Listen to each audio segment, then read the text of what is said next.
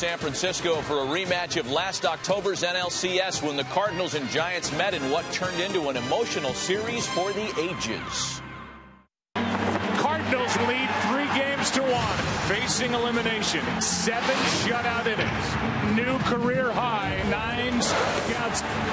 Ripped down the left field line. 4-0. The ball hit the bat 2 times.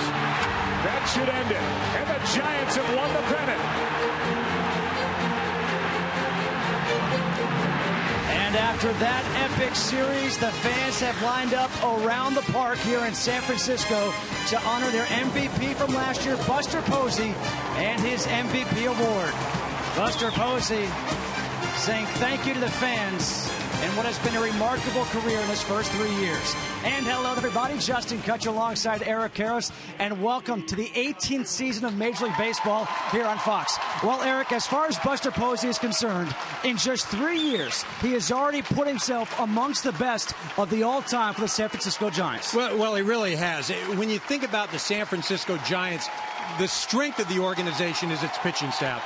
But the face of the organization, it's now Buster Posey. And what you talk about accomplishing in 3 years, Rookie of the Year, Comeback Player of the Year, an MVP award last year, and then 2 World Series titles. When you talk about all those awards, the reward, he's in the midst of a 9-year deal with the San Francisco Giants.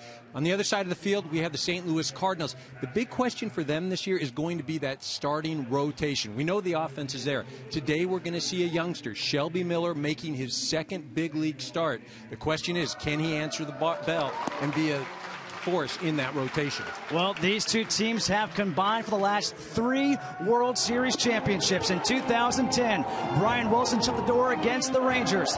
Then in 11, it was the Cardinals coming back against the Rangers again. And last year, Sergio Romo completed the sweep against the Tigers. The 2013 season will begin on Major League Baseball on Fox when we come back.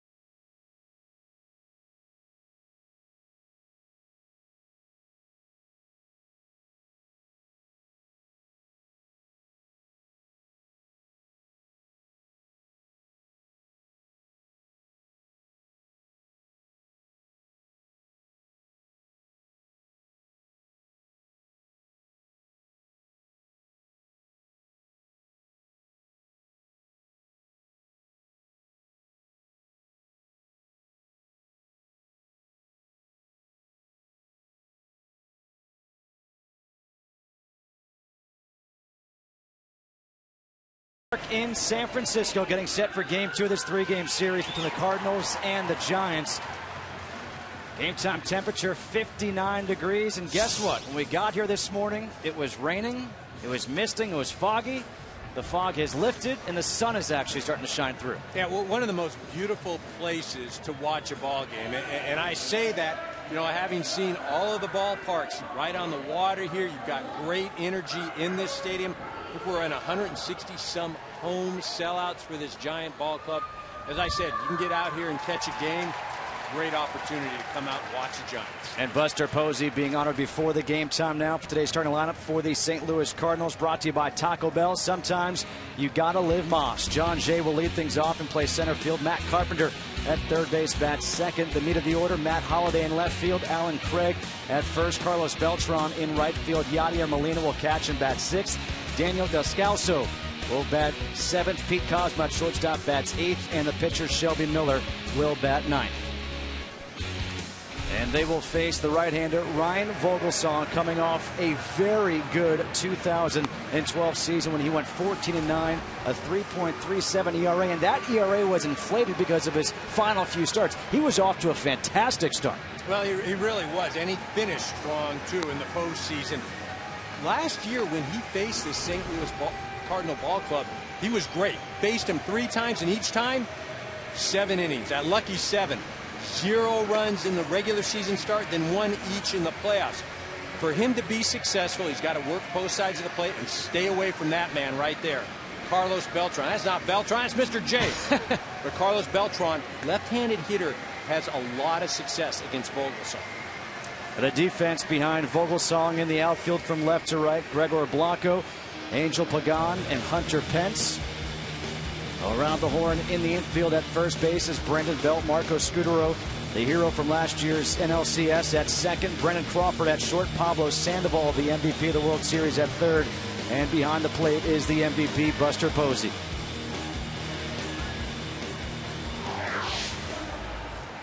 The opening pitch is brought to you by Budweiser. Great times are waiting. Grab some Buds. Yesterday it was a 1-0 game, a pitcher's duel, and frankly, the Giants have gotten fantastic pitching from their starters to open up this season. Well, you mentioned the starters. They have yet to give up an earned run so far this season. And when you talk about the Giants, you mentioned pitching, and really that's what it's all about, especially in this ballpark, which is not real conducive to offense. John Jay will lead things off here against Ryan Vogelsong. Jay last year hit .305 with 4 home runs and 40 RBIs. Sandoval is in at third base. And the first pitch fastball misses outside for ball 1.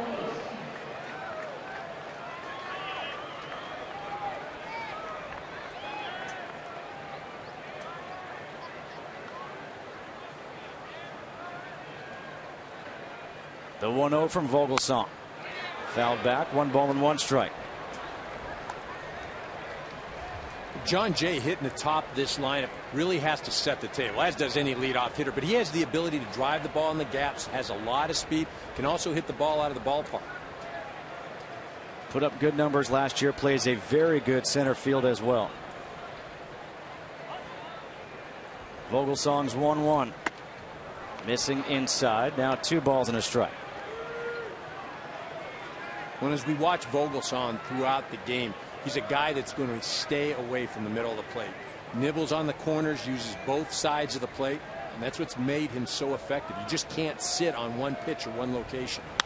2-1, foul down the third base line out of play. 2 balls and 2 strikes. What amazed me was speaking with Bruce Bochy before the game, and he said how he's a different player, a different person on the day that he starts. You compared him to Kevin Brown. I was shocked by that. Yeah, well, on his day to pitch, doesn't talk to anybody. It's all business, almost sort of a mean streak. Just wants to get into that warrior mentality. Played with Kevin Brown, a successful pitcher in the 90s. Very much the same type of approach. 2-2 is popped up in the infield. Brandon Belt at first base will make the catch in foul territory. 1 away. Mike Matheny in his second year as a manager for the Cardinals. He got a nice ovation yesterday on opening day by these San Francisco Giants fans because of that. You see the fact that he caught here for San Francisco. Well, hard-nosed player, very well respected both as a player and now as a manager throughout the game. Matt Carpenter off to a slow start. He takes the first pitch outside for ball one. Carpenter spent all of spring playing second base. Then David Freese goes down with the injury, and they said, yeah, go back to third base.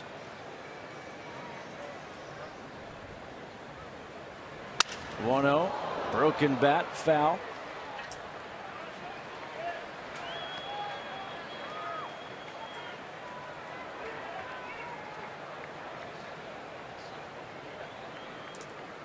Carpenter last year hit .294, 6 home runs, 46 RBIs.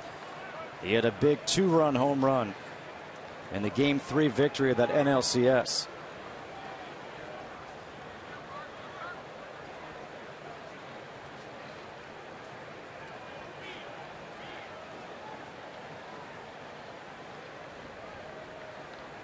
Vogelsong's 1-1. Good changeup. 1 ball and 2 strikes. Well, one pattern that we've seen so far with Vogelsong, he stays on the corners. He's outside, he's inside, and when he does miss, he misses out of the zone. Again, early, but that is something that has allowed Vogelsong to be successful.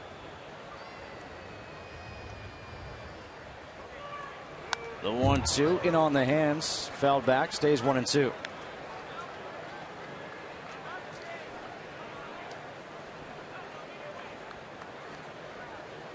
See that there? 2 World Series titles in the last 3 years. Last National League team to win 2 in 3 years, the Cincinnati Reds, who went back-to-back in '75 and '76. Another 1-2 pitch. Missing up high, 2 balls and 2 strikes. And what'd you tell me last night? How difficult is it for the Giants this year to win their 3rd in the last 4 years? Well, let me tell you, Justin. You know how many teams, National League teams, have won 3 World Series in 4 years in the history of the game? How many? Nada. 0. None. The Giants will make history if they do it this year. 2-2, little broken bat. Grounded at third base. Vogelsong, tough play. And that'll be an infield single for Carpenter. Nothing Vogelsong could do about that one. Well, this is the full swinging bunt, as we like to call it. Just perfectly placed. You mentioned nothing Vogelsong could do, especially you've got a left-handed hitter closer to the bag. It's placed well. As a pitcher, you're running away. Surprised you even threw it. You just want to eat that thing, not risk throwing it down the line. So a runner on first base, 1 out now for Matt Holliday. Didn't get booed as much as we may have thought he would have gotten booed after last year's tough slide into second base to take out Marco Scutaro.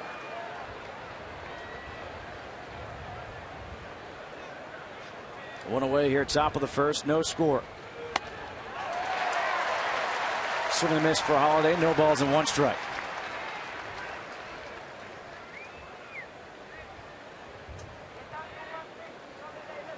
Last year, Holliday hit .295 with 27 home runs and 102 RBIs.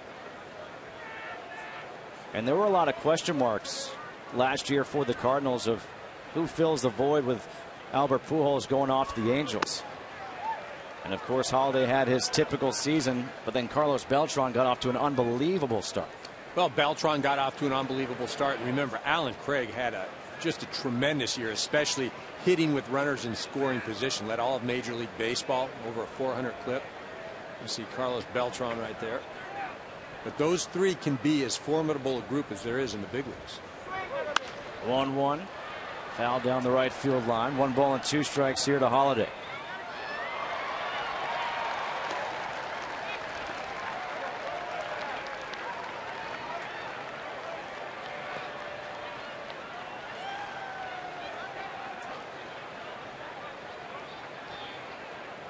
Matt Holliday yesterday in batting practice was putting balls beyond the bleachers in left field on the walkway. He's got some power. Yeah, tremendous power. Excellent hitter, though, has a good approach. 1-2, got him swinging. And taking second base as Posey can't find the ball is Carpenter. Holiday's gonna plead for a foul tip there. Angel Hernandez, the home plate umpire, having none of it. I think he fouled that off. Yeah, no question about that.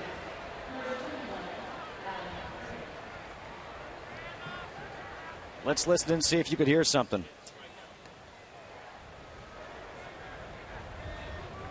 And you have to look at it this way too. Is Buster Posey just going to box a ball that's right there? Probably not. It'll be a pass ball charge to Posey that allows Carpenter to take second base. So 2 outs, runner in scoring position now for Alan Craig, and you just mentioned those numbers. He hit .400 last year with runners in scoring position. And the first pitch, breaking ball in the outside corner for a strike.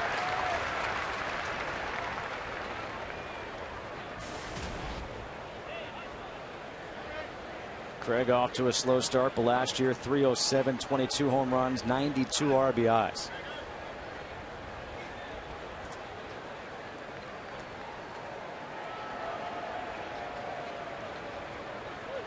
The 0-1 fastball missing down low and outside. 1 ball and 1 strike.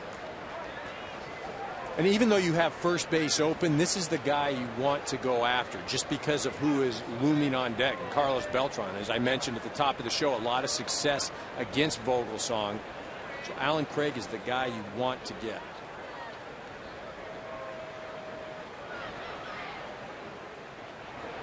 One in on the hands. 1 ball and 2 strikes. You're right about Vogelsong. He really does work the corners of the plate. Yeah, I don't think I've seen a pitch over the meat of the plate yet. And as we said too, when he misses off the outer part of the plate or off the inner part of the plate, or he misses high out of the zone. You know, guys get in trouble when they miss their spots, but they leave it out over the plate. 35-year-old who's getting better and better with age. Well, he just come in off the plate, and you got to go away off the plate now. He does go away, goes through the legs of Posey. Carpenter will go down to third base.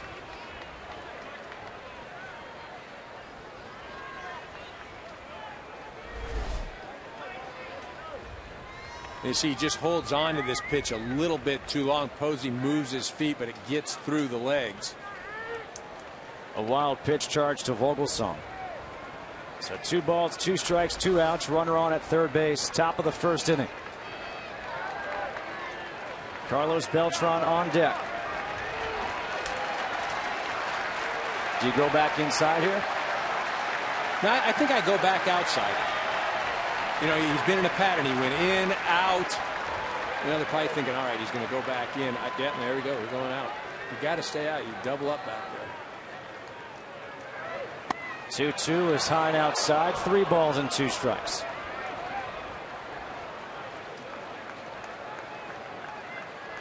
It was a 1-0 game yesterday. The Giants won on a bases loaded walk. That was the only run of the game.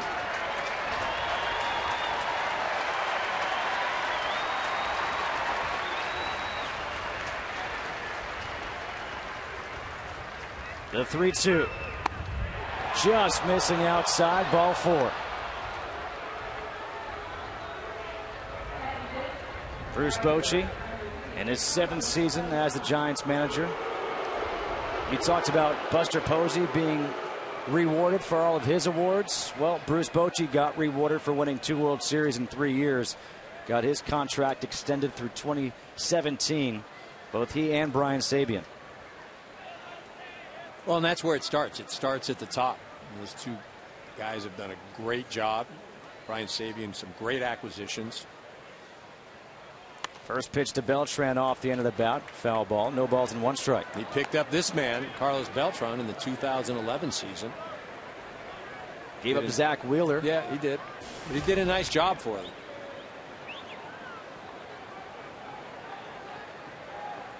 And you think you get Carlos Beltran, you had already lost Buster Posey. You start thinking, what if? What if Posey's still healthy for that 2011 run? 0-1 pulled foul down the first base line. No balls and 2 strikes. And once again, these fans here at AT&T Park will start making some noise, looking for a strikeout.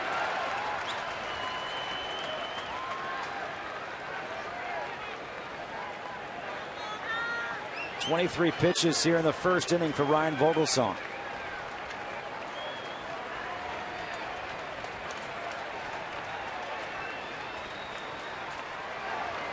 The 0-2 to Beltran. Missing up high. 1 ball and 2 strikes.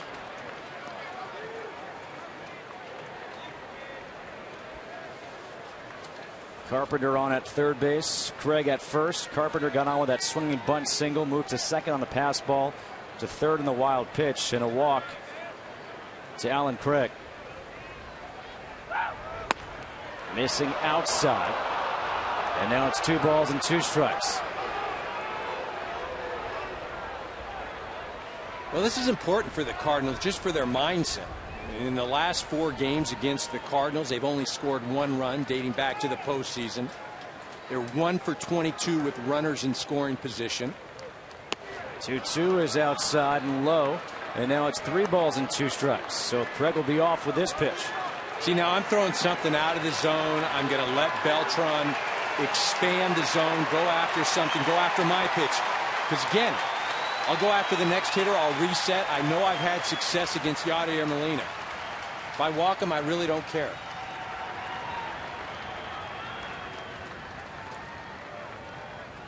The 3-2 runner is off. Little flare to right field. That'll drop in for a base hit. And scoring is Carpenter. Taking third base is Craig. An RBI single for Carlos Beltran. And St. Louis is on the board first. That's a big hit for a number of reasons, just to break through against Vogelsong. This is not a bad pitch. You look at it, it's about 3 or 4 inches off the outer half of the plate. Probably a bit too high for Vogelsong's liking, but you have to tip your hat to Carlos Beltran. He stayed with it, just trying to make contact, put it in play, and drive in that run. So runners on the corners again here for Yadier Molina. And that is the first earned run of the season allowed by a San Francisco Giants starting pitcher. It really has been a tremendous run up to this point. Speaking of tremendous runs, what Yadier Molina is putting together for his last couple of years. First pitch, ground ball to shortstop. Crawford goes to second for the force out, and that will do it here in the first. But not before 1 run does come across. A 2-out RBI single by Carlos Beltran scores Carpenter. 1-0 Cardinals. The Giants coming up.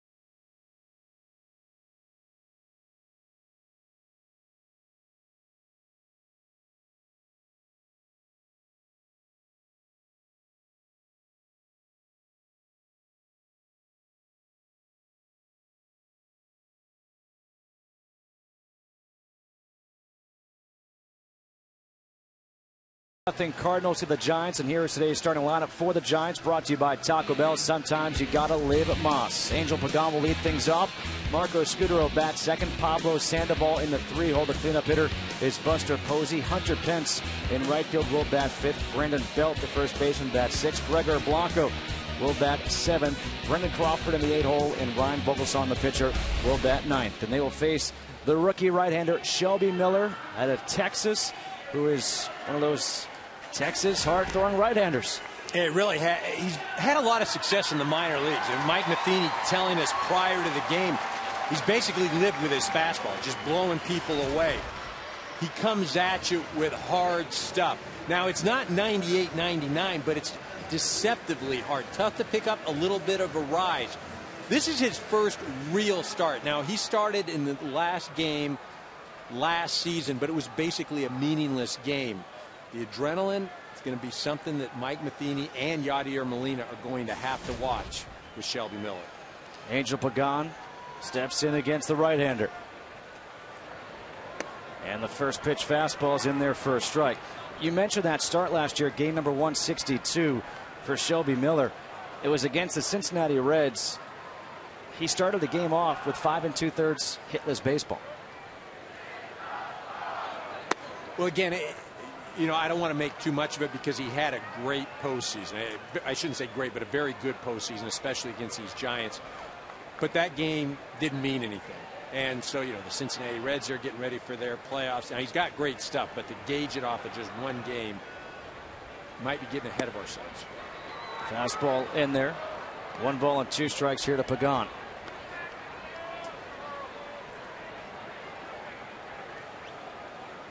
Angel Pagan last year, 288, 8 home runs, and 56 RBIs.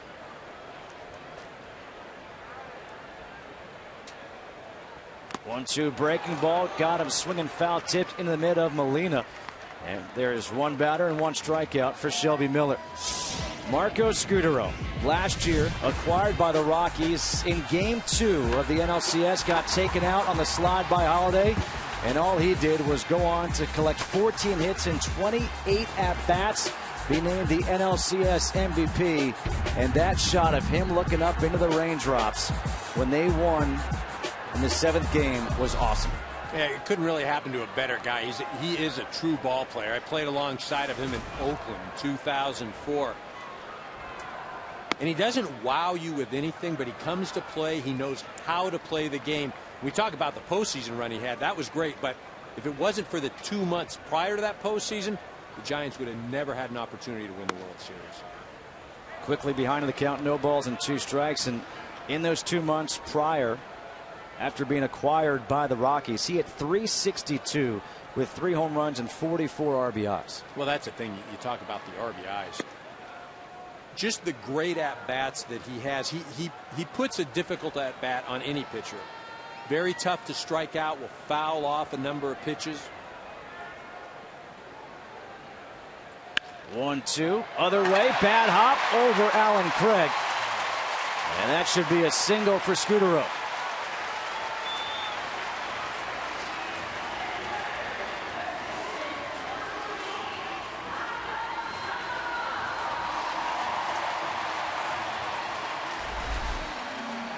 Well, Alan Craig gets down, but this ball is slicing, plus it's going to have spin coming off of a right-hander's bat if you are playing first base. That thing hits the dirt and just shoots right up over his shoulder. Not much anything Craig can do.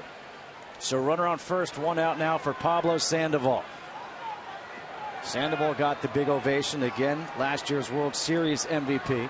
He set the tone for that series with 3 home runs in game 1. And a big swing and a miss in the first pitch.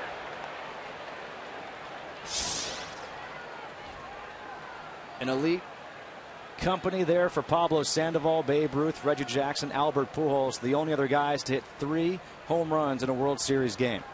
Yeah, it seems it's commonplace for me. I was at both of those games in the outfield, where Pujols hit the 3, and a year later Sandoval does it.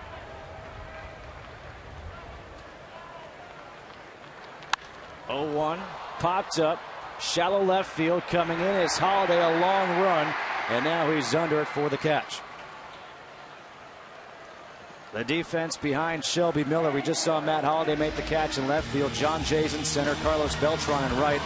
At first base, Alan Craig. Daniel Descalso at second. Pete Cosmo, the starting shortstop. Matt Carpenter at third. And Yadier Molina is behind the plate. And now Buster Posey steps in. The MVP. I mean, think about it. You win the MVP and you're also the comeback player of the year.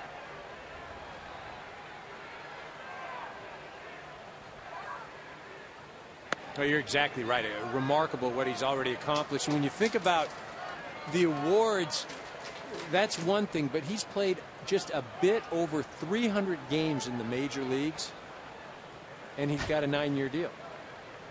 That's what just, I mean, nobody's done that. Nobody, ever.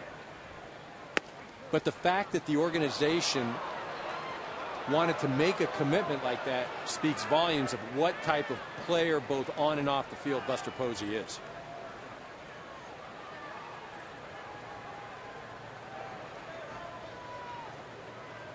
No ball, 2 strikes here to Posey. Miller's 0-2. Fastball just missing outside. 1 ball and 2 strikes. He won the MVP, batting .336, 24 home runs, 103 RBIs, and he threw in 39 doubles to go along with that. And doing that in a ballpark that is really a pitcher's ballpark. Really the division, the National League West, a pitcher's division. 1-2, got him looking. So 2 strikeouts in the inning for the rookie Shelby Miller. No runs, a hit, a man left on base. We're through 1-0 Cardinals.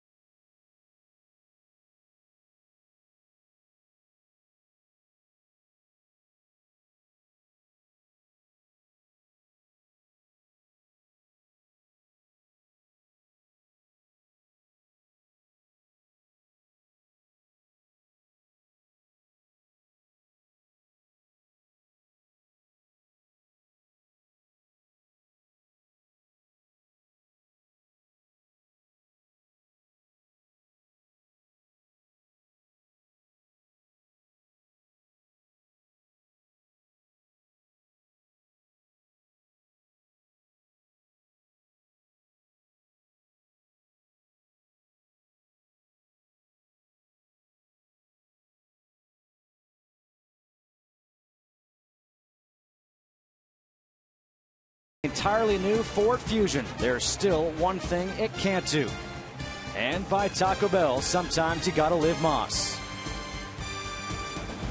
Back in San Francisco, we were just looking at McCovey Cove. Willie McCovey was here before the game for the pregame ceremony to honor Buster Posey. Here, Daniel Descalso will lead off in the second. 7, 8, 9 in the order against Ryan Vogelsong. And the first pitch fastball misses high and outside. Vogelsong threw 28 pitches in that first inning.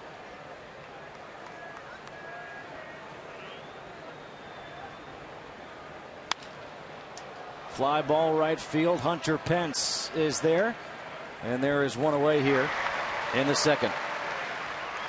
Time now for today's 4 keys to the game. Well, look, I came up with these about 5 hours before the game. So the get on around Beltran, look what happened in the first inning. Guys got on, boom, Beltran gets a hit. The Giants are going to have to score some runs. You look at that 1 for 16 with runners in scoring position. That was a ground ball single up the middle against the Dodgers. Arias hit that. Going to have to hit when they get the opportunity. One away now for Pete Kozma. And the fastball is up high. 1 ball and no strikes. So, by the way, you said you came up with those about 5 hours before the game began, and you're already right. That's right. I'm about ready to, as the producer told me earlier, I'm about ready to shut this down. Line drive single back up the middle for Kozma.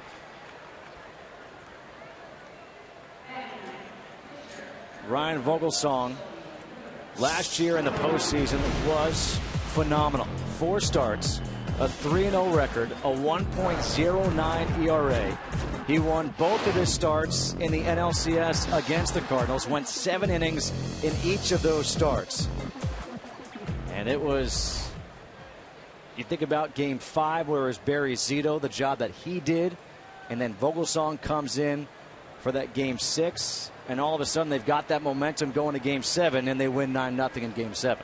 Well, again, Barry Zito received all the national attention just because the expectations weren't there, and he stepped up when the Giants needed him. Vogelsong, though, pitched well against the Cincinnati Reds as well.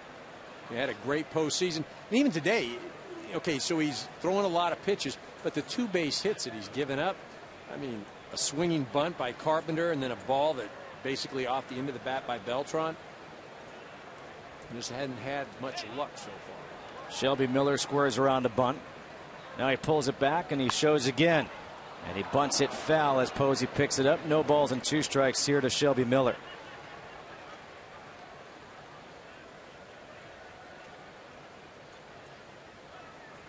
One nothing, top of the second here at AT&T Park in San Francisco. Jose Akendo going through the signs down there at third base. I think you've got to leave the bunt on right now for no other reason.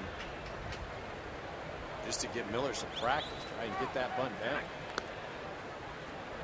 Was that a throw over to see if Kozma was going, or to see if Miller was going to show bunt? Probably more than anything to see if Miller, being a young player, tip his hand and start to square early. Like I said, I'm playing right now defensively that he's going to bunt the ball. And Sandoval still in at third base.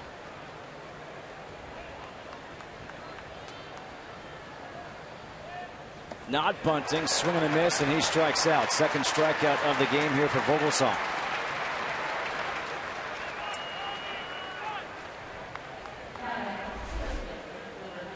Again, Vogelsong staying out of the zone, really trusting his catcher right there, burying that off-speed pitch in the dirt.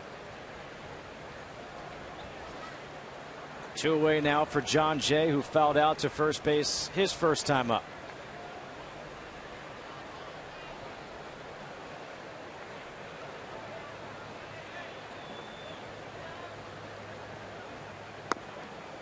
And the first pitch change up on the outside corner for a strike. I think you've got to stay outside, especially with Belt holding on Kozma at first base. You don't want to come inside and let Jay hit that hole. Going outside again, missing a bit too far outside. 1 ball and 1 strike.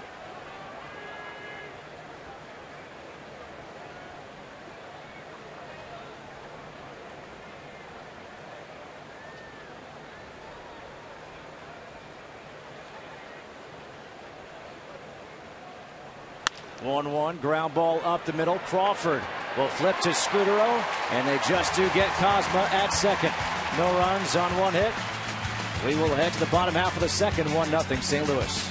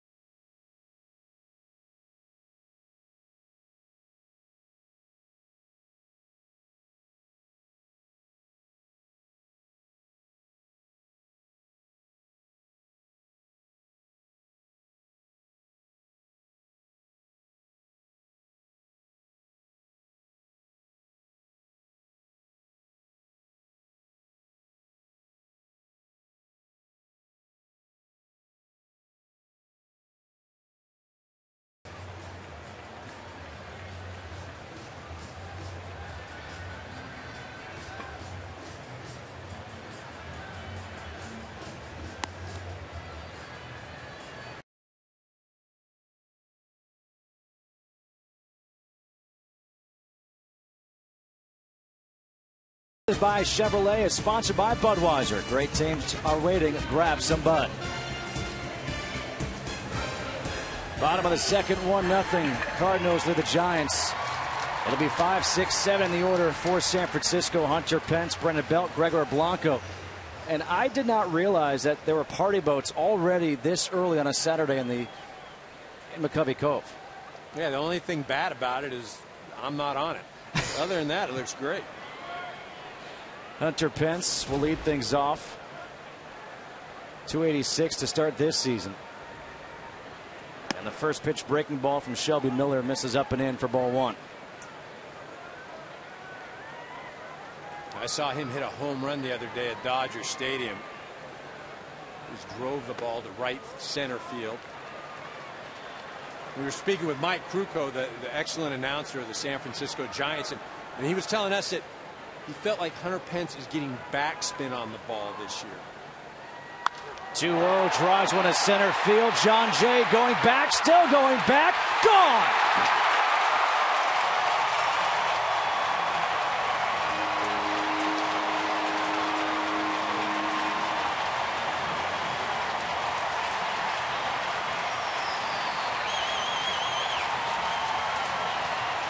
On cue, he got some backspin on that ball for his second home run of the season. And as I was going to describe backspin, swinging down through the ball, and what that allows you to do is have the ball carry. Last year, a lot of top spin. That you're hitting the top of the ball and it almost dives down. I mean, that couldn't have been better. Hunter Pence validating what Mike Krukow had told us prior to the game. But as a power hitter, as somebody that has the ability to drive the ball out of the ballpark, if you can create backspin, it gives you a better opportunity for the ball to carry. Quickly, no balls and 2 strikes here to Brandon Belt. There he is. Thank you, Mr. Krukow, for that information prior to the game. There's Hunter Pence right there. No balls and 2 strikes here to Belt. Line drive, center field. Jay moves over to make the catch for the first out here in the second. Time now for a game break. Let's go to Matt Vasgersian at the MLB Network studios. Justin, a day after Cincinnati's 15-0 demolishing of Washington Nationals, upper rung, bottom of the ninth. Cincinnati scores on a wild pitch by Rafael Soriano. To the 11th, Ian Desmond hit a career-high 25 last year. He breaks the tie. Wilson Ramos added another. 7-6 Nats, the final score in Cincinnati. Back to Justin and Eric in San Francisco. All right, thanks, Matt. It's 1-1 here in San Francisco. You saw Bryce Harper with his 3rd home run, but Soriano, that's supposed to be another strength for that Nationals team with the back end of the bullpen. Yeah, obviously National fans don't want to see that, but again, when you're talking about the Washington Nationals, they may have the most complete baseball team, at least on paper, of anybody in all of Major League Baseball. 1 ball, 1 strike. The count here to Gregor Blanco. On the inside corner, 1 ball and 2 strikes.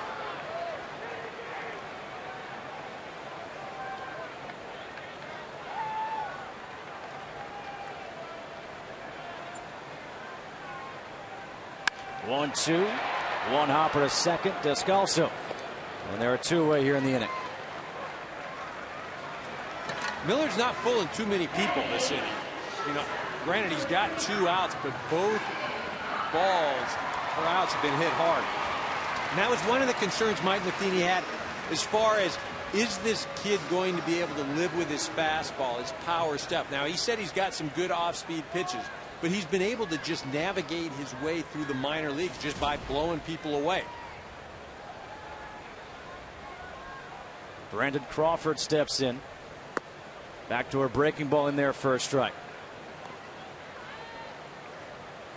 Crawford last year 248, 4 home runs, 45 RBIs, but had a tremendous spring, hitting .375 with 9 RBIs. Fastball is low and inside. 1 ball and 1 strike. How cool is it if you're Brendan Crawford, growing up a San Francisco Giants fan, and now you're the starting shortstop here? I mean, I can't even fathom what that must feel like. Yeah, and I remember seeing photos of him as a young kid, 5, 6 years old, holding a sign when there was a possibility of the Giants moving to Tampa. I mean, it's just ironic because who would have ever thought that little kid would someday be playing shortstop for his favorite team. 2-1 changeup hit the other way. That will get down. A foul ball. Just foul. Dana DeMuth, the umpire down there on the third baseline. That ball just kept tailing, and you see about a foot or so foul.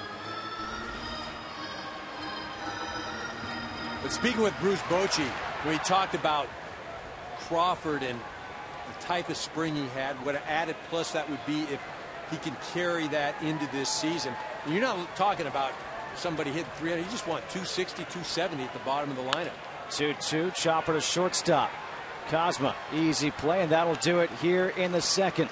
But Hunter Pence ties this game up, leading off the inning with a home run to center field, his second of the year. We are through 2 here in San Francisco, all tied at 1.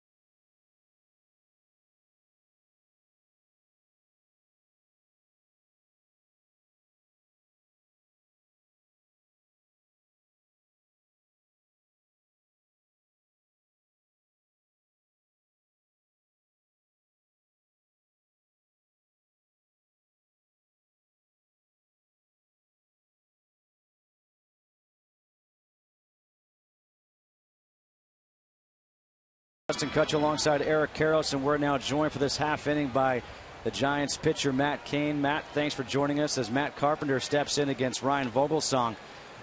Just first things first, these last couple of days here at the ballpark have been pretty special. The fans are enjoying it. What's it like from a player's perspective with the World Series trophy coming out and then today Buster Posey being honored? It's pretty hectic. You know, it is a lot going on, and you know we obviously want to enjoy it, but we're kind of thinking about what we need to do on the field, and it's a little crazy, but you really have to enjoy it. This is definitely one of those things that you don't get to do very often, and you try to take advantage of it, kind of soak it all in as much as you can. Shoot, you've been doing it 2 of the last 3 years, man. You're getting spoiled there. Yeah, but I mean, you definitely take it in when you can. 1 ball, 1 strike here to Carpenter.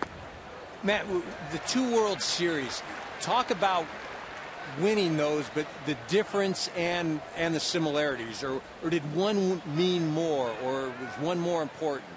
I wouldn't say that one was more important than the other. They were definitely a different feeling. I don't know why, but they just had a different feeling about them. We had different teams, and just kind of have a different atmosphere in the clubhouse. With what we had to do last year to come back from, you know, 2 huge deficits, I think it just kind of showed a lot what the guys, you know, had going on in the clubhouse. And, you know, we just had to do a whole lot. And then what we did in 2010, we played really well just all the way through the, you know, through the postseason. And it was just a different feeling. And, you know, both of them were very, very special, but they're both very opposite in different ways.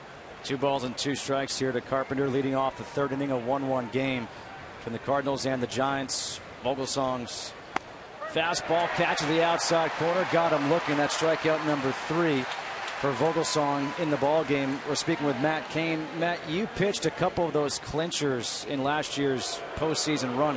What is it like to pitch in a clinching game? It's a lot. You know, it's a lot of pressure. You're thinking about it all the day before, and you're definitely thinking about it the day of. But you're really, in a way, trying to go out there and soak it up, because it's a fun situation, and you kind of want to take on the challenge, because you don't get that very often.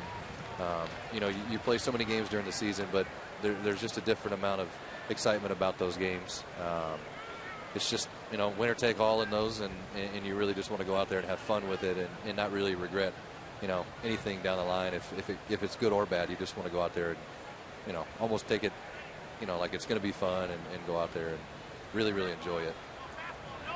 The 0-1 here to Holiday. Foul tip, no balls and 2 strikes. Matt, was there more pressure? I know the postseason games were clinching games, as compared to throwing that perfect game maybe in the 9th inning, knowing what was at stake right there. I almost feel like there was more pressure in the postseason. You know, the perfect game was awesome, and I really, really enjoyed it, and there was a lot of excitement with it, and I was pumped up, you know, for the last 3 innings with it. I mean, I was pumped up before that too, but there was so much energy with leading up to the final game, and, you know, the ones that we played against Cincinnati and St. Louis, and even the one with Detroit. You know, you got the day before, day of, and you've got all of that going on. So there's just a lot of hype around the whole entire thing, and you're really just excited about, you know, pitching that day, and there's just everybody's about it. You know, so it's a lot more to it.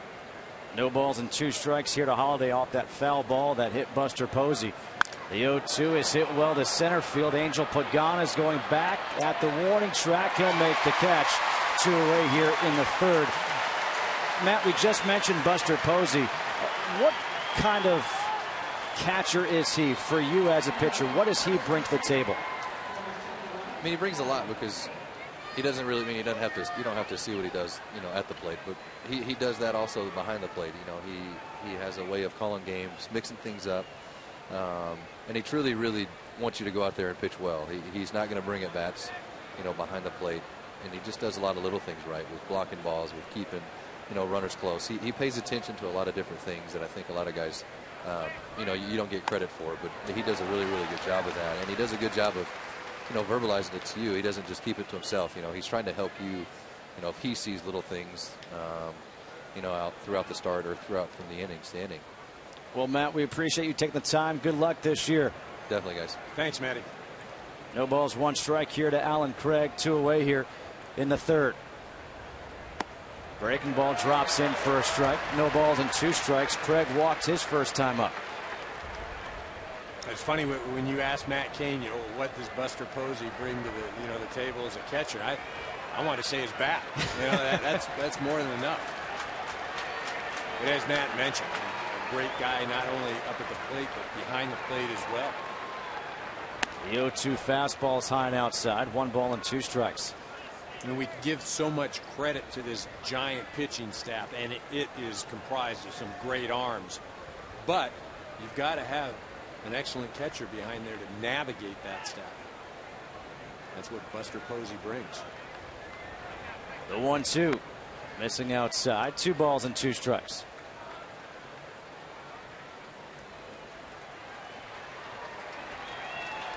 Offensively for the Cardinals this year, I think this is going to be the key right here. Alan Craig, you know, what he did last year was special, driving in the runs. But they're going to have to get that same sort of production from him this year. The 2-2 to Craig. Got him, foul tipped into the mitt of Posey. A 1-2-3 inning worked by Ryan Vogelsong with 2 strikeouts. We head to the bottom half of the 3rd in a 1-1 ball game.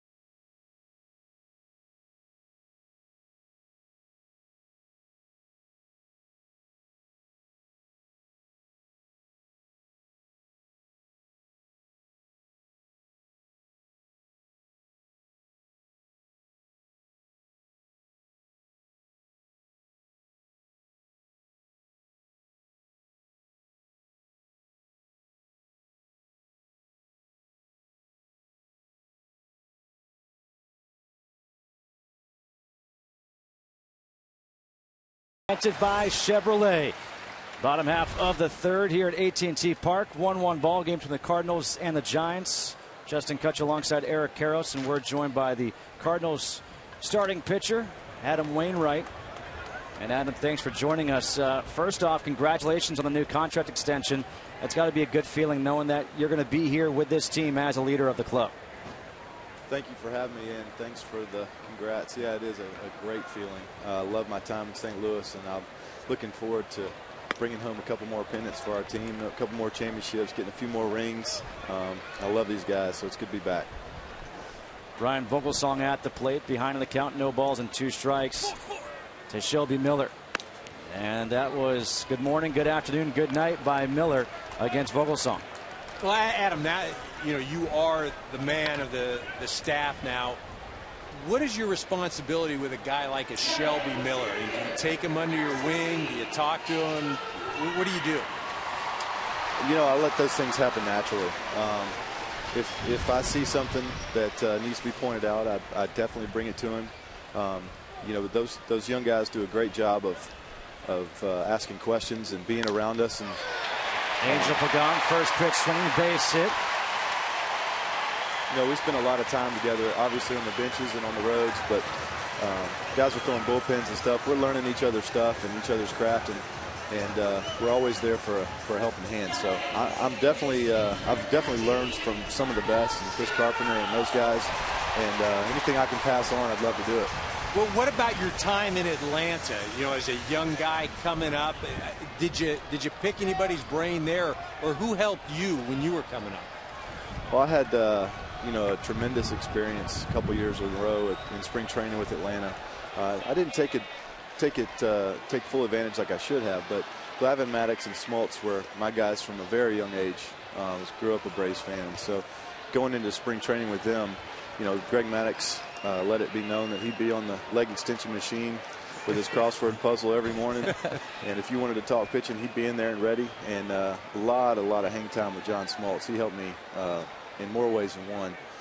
Just the fierce competitor that he was, and even just learning to compete with him on the golf course, man, that's an experience in itself. So, could you hold your own against him?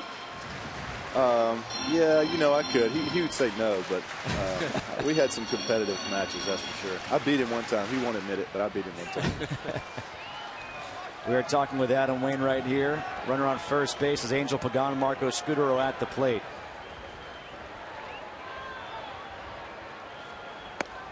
Fastball's in there. First strike. Opening day, Adam, you're on the mound, and you get a comebacker that comes and it nails you in your shoulder. But as Eric alertly pointed out, you're trying to tell everyone, no, it hit off my glove. Well, at the time I had quite a bit more adrenaline pumping than I thought I had. I really did think it hit mostly my glove. And hindsight, I think it hit me a little harder than I thought it did. How was that bruise? Yeah, I've got a nice shiner there, no doubt. And I think as the game wore on, that started to affect me more than I thought it was going to. But that's one of those things where if you're a pitcher, you're a man, you can't go out there and walk out of the game right there. I mean, I felt fine, to be honest with you. It shouldn't have affected me terribly. I just didn't execute after that. 1 ball, 1 strike. The count here to Scudero. 1 away in the third. Fouled away. 1 ball, 2 strikes. Adam, I got to ask this question. Back in 2006, you struck out Carlos Beltran on that nasty curveball to end the NLCS in Game 7. Now that you guys are teammates, how often have you brought that up with him? One time, and that was about 3 days after we signed him after 2011. And I was excited to have him as a teammate. He was such a great player. And I called him because I knew we were going to start getting questions about that. And so I said, hey, let's get this out in the open. How should we approach this? I'll do anything you want me to do. I know this is obviously one of the greatest moments in my career, but I don't know how you take it. So you just let me know how to handle it. And he said, hey, that was in the past. Let's leave it in the past. And I said, yes, sir. 1-2 misses up high. 2 balls and 2 strikes. Adam, I just have one more question for you. You closed in 2006. You've been a starter since. What's the mentality going from being a closer to going back to being a starter? I think closing helped me a lot. I think as a closer, you're going to face some really big situations. Situations with guys on base.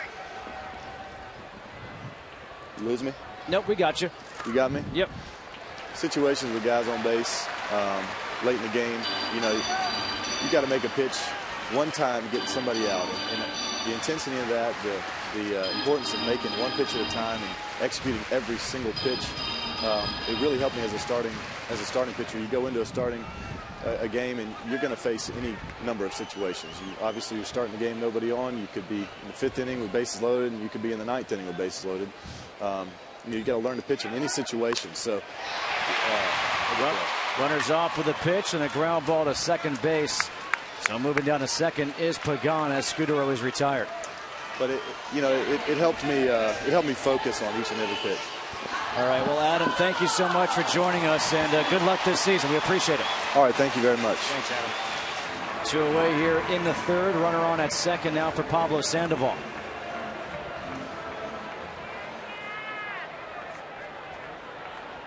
I think I'm most impressed right there that he can actually hold his own with John Smoltz on the golf course. Yeah, that is something. John Smoltz not afraid to travel with his clubs during his tenure as a player, and now. Speaking of which, feel free to bring your clubs on trips. Let's see if Sandoval can come up with a 2-out RBI, much like Carlos Beltran did back in the 1st for St. Louis. And the first pitch changeup misses down low for ball 1. Look at those numbers. You brought it up before, but wow. Yeah, that was a ground ball up the middle. Arias hit it.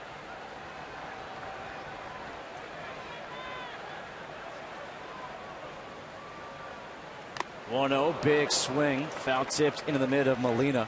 1 ball, 1 strike to Sandoval. You look back at Sandoval's numbers from last year: 283, 12 home runs, 63 RBIs, and then you see what he did in the postseason. You're almost like, how does a guy almost flip a switch and get that hot at the most important time of the year? Well, he is a streaky guy, and what makes him tough, you really can't pitch to him because he can hit anything. He can hit pitches off the plate. He can hit pitches that aren't strikes. Well, there really isn't a pattern. You want him to expand the zone, ideally. Again, he's much like a Vladimir Guerrero, the excellent outfielder, DH for many years with what used to be the Montreal Expos, the Angels. 1 ball, 2 strikes here to Sandoval. Angel Pagan on at second. Miller checks him back. Fastball just missing low and outside. 2 balls and 2 strikes here to Sandoval. And he also has one of the best nicknames in baseball. Yes. The Kung Fu Panda.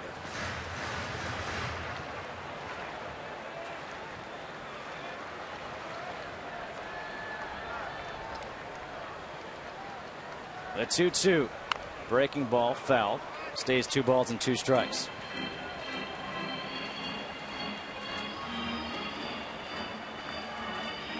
Buster Posey on deck.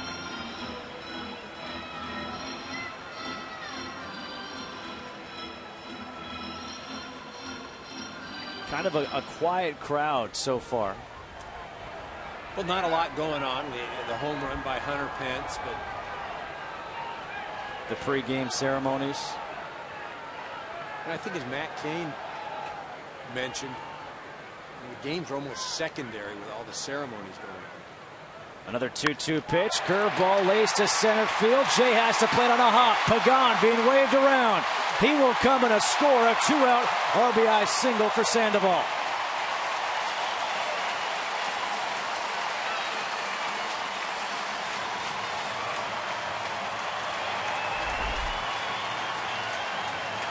Molina wants it inside, and you see Miller leaves that out over the plate. Sandoval does a nice job of driving it up the middle. And that's the one thing that, if you've noticed so far, Vogelsong with the Giants, when he misses on corners. Miller in this situation misses right down the middle of the plate. You see Pagan easily scoring. The second hit of the season for the Giants with the runner in scoring position. Third RBI this season for Sandoval, and Posey steps to the plate. First pitch swing, fouls one off into the seats on the first base side. 0-1. Posey struck out looking his first time up. One of 3 strikeout victims so far in the game for Miller. But you talked about Miller when he misses on the plate, when Vogelsong misses off the plate. Is that just the experience coming into play? Well, it's the experience, and it's also knowing how to approach a hitter. It's also having the ability to control your pitches. Look, every pitcher would love to miss off of the plate. I mean, that just goes without saying. The bottom line, though, is Vogelsong has learned that he doesn't have the stuff to just power guys and miss over the middle of the plate. 0-1 breaking ball in there, first strike. No balls and 2 strikes here to Posey. You know, and for instance, right now, you're 0-2. This ball should not see any part of the plate. You're facing the National League batting leader from last year. Got ahead of him 0-2. Listen down low and outside. 1 ball and 2 strikes. That's a good pitch right there. And you've still got 3 more to play with. You got to throw something off the plate again here. I'd stay out there. I'd go right back out there again. Vogelsong looking on. He now has a 1-run lead.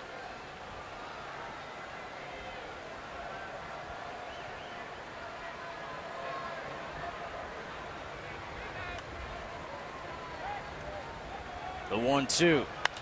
Ground ball, shortstop. Cosmo goes to second for the out, and that will do it here in the third. But the Giants go ahead, a 2-out RBI single by Sandoval. Carlos Beltran will lead off the fourth when we come back.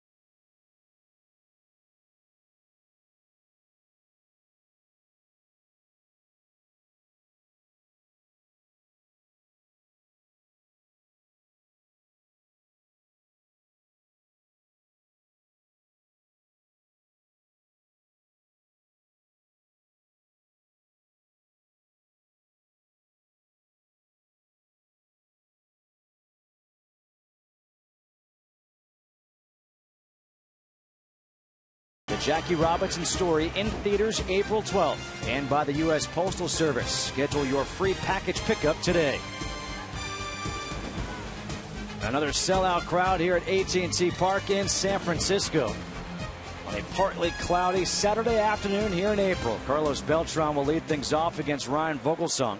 Beltran had the RBI single back in the first. And the first pitch breaking ball taken for a strike. Carlos Beltran playing with a broken pinky toe. They broke during spring training, was hit by a curveball. A little flare to left field down the line, slicing out of play. And it's no balls and 2 strikes here to Beltran.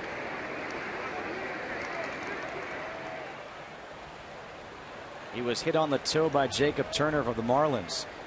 And Turner actually went to the same high school as Mike Matheny's kids did. So Matheny knew Turner from all growing up, and all of a sudden you almost wonder if Turner turned over and said, "Sorry, Mr. Matheny, didn't mean to."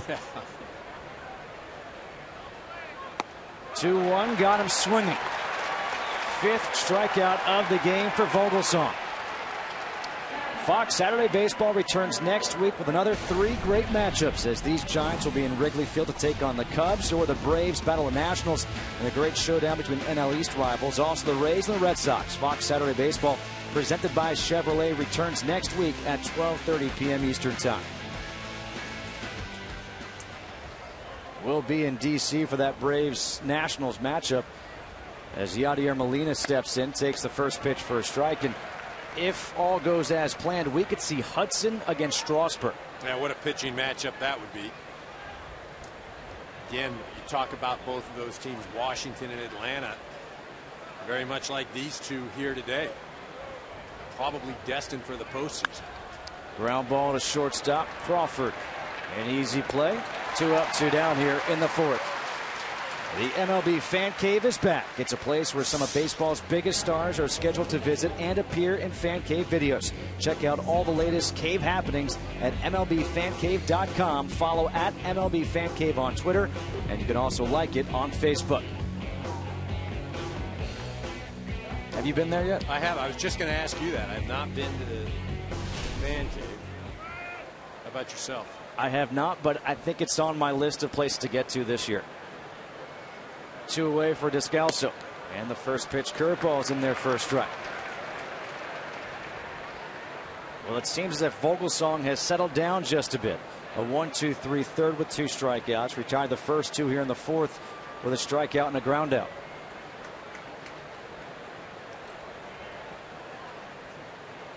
Another curveball, pop up off the end of the bat. Sandoval in foul territory.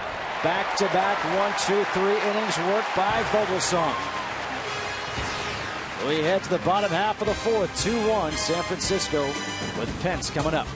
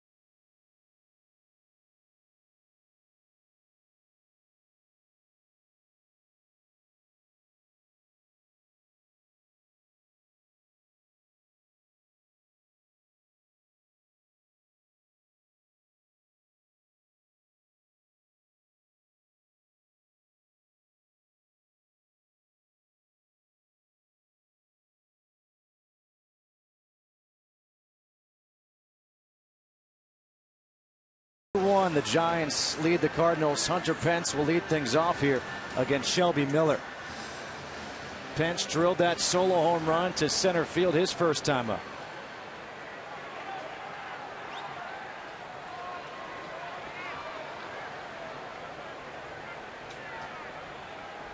Miller's first pitch, breaking ball in there for a strike, 0-1. Hunter Pence has one of the most unorthodox swings you'll see, but he gets it done. Well, he really is. He's just unconventional. He's not somebody that you're going to tell your little leaguer to say, now watch this guy. This is who you want to mimic. But he has the ability to get the barrel of the bat on the ball. While there is a lot of movement, when he gets into a hitting position, you know, he's in the right spot to be able to drive through the ball. This year, as we mentioned a little earlier, he's getting more backspin. 1-2 breaking ball. Did he go? The appeal to first base, and Doug Eddings says he held up. Look, he's never going to look pretty at the plate. He's never going to look good at really anything he does. But he is athletic. He's a big guy. He's a very productive player at the big league level. The 2-2. Got him chasing. And that's strikeout number 4 in the game for Miller. Time for another game break. Let's go to Matt Vasgersian at the MLB Network studios. Just an ALCS rematch in Detroit for the Yankees. No Jeter, no Granderson, no A-Rod, no Tex, but Vernon Wells is doing his part, his second of the year. Brett Gardner keeping it 1-1, robbing Victor Martinez with a nice running grab. It's a 1-1 ball game in the fourth. Back to Justin and Eric in San Francisco. Thanks, Matt. Phil Hughes coming off the DL to get the start for the Yankees as Brennan Belt fouls the first pitch back. No balls and 1 strike. What do you think of that Vernon Wells move? The Angels are assuming most of the contract there, so it's really a no-lose situation for the Yankees. You put a guy out there that, again, was productive. Hopefully you can catch lightning in a bottle. He gets an opportunity to play every day. The Yankees just really in a stretch right now that outside of the uniform that says Yankees, well, it's tough to recognize. I mean, they're trying to piece things together until they can get their horses back. Breaking ball misses. 2 balls and 1 strike.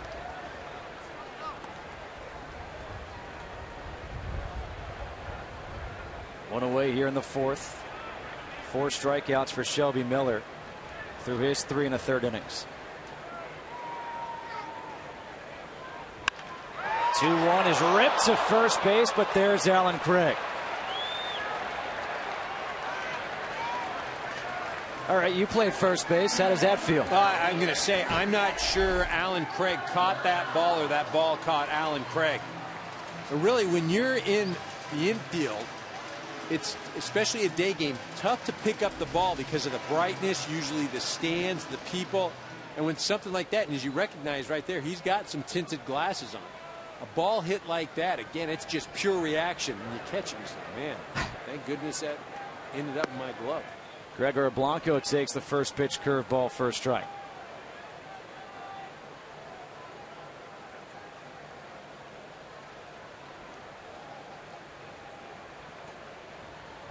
Blanco grounded out to second base his first time up. 1 run, 3 hits, no errors for the Cardinals. 2 runs on 4 hits and no errors for the Giants. Fastball tails outside. 1 ball and 1 strike. All right, 3 things you need to know about Gregor Blanco. His brothers, Gregory and Gregsman. Gregsman. Nickname the White Shark, and of course he had the catch in Matt Cain's perfect game last year. And it was a great catch. It really was. It came out of nowhere. I'm wondering about the Gregsman. I have not heard that as a name very often. Well, we know that Greg is a common bond. Yep. No, I get it. Outside. And now it's 3 balls and a strike to Gregor.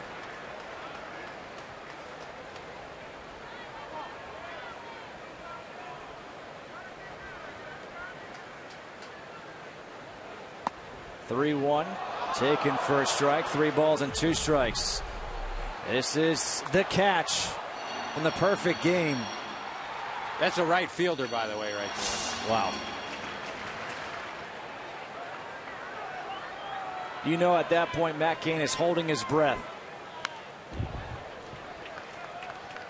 That was like a couple years ago when Armando Galarraga had that, what should have been the perfect game, and Austin Jackson made that phenomenal running catch in left center field. Yeah, a few years ago, Mark Burley, the White Sox, Dwayne Wise in center field. A walk issued here to Blanco, 2 outs. Run on first now for Brendan Crawford.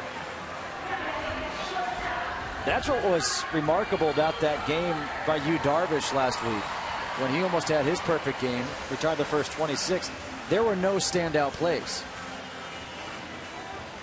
And then he ended up losing the perfect game. But I think, as you mentioned, you've got to have luck. I mean, just in anything you accomplish, there's got to be an element of luck or good fortune. Darvish didn't get it that night. A look on Blanco at first base. Blanco last year was 26 of 32 in stolen bases, so certainly a threat to go with Brendan Crawford at the plate. Well, a threat to go, a good time to go, but the problem, you've got Yadier Molina behind the plate.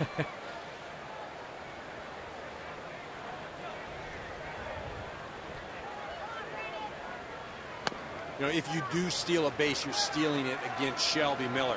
Why would you run in this situation? Because if you do get thrown out, then you have Crawford leading off the next inning. Maybe he gets on, the pitcher bunts. You know, on the flip side, though, maybe you stay at first, you hope Crawford gets on, you put runners at first and second, you get Vogelsong up there this inning. You're playing for the fifth. 1-0 fastball, missing inside. 2 balls and no strikes here to Crawford.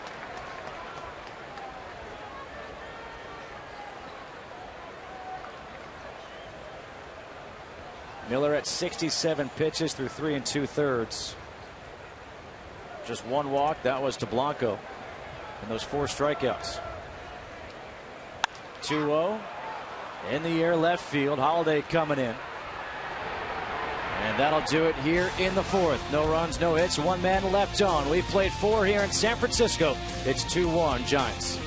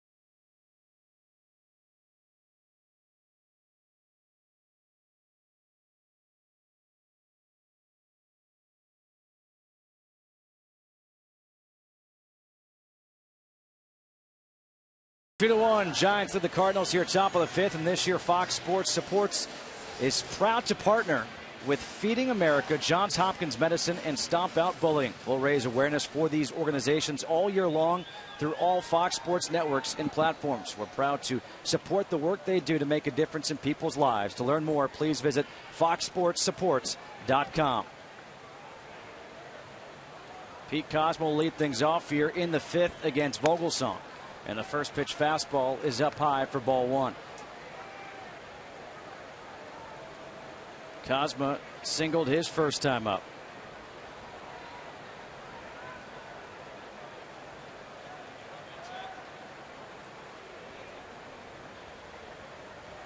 One-0 ground ball. Backhand play by Crawford. Long throw. And Belt cannot dig it out.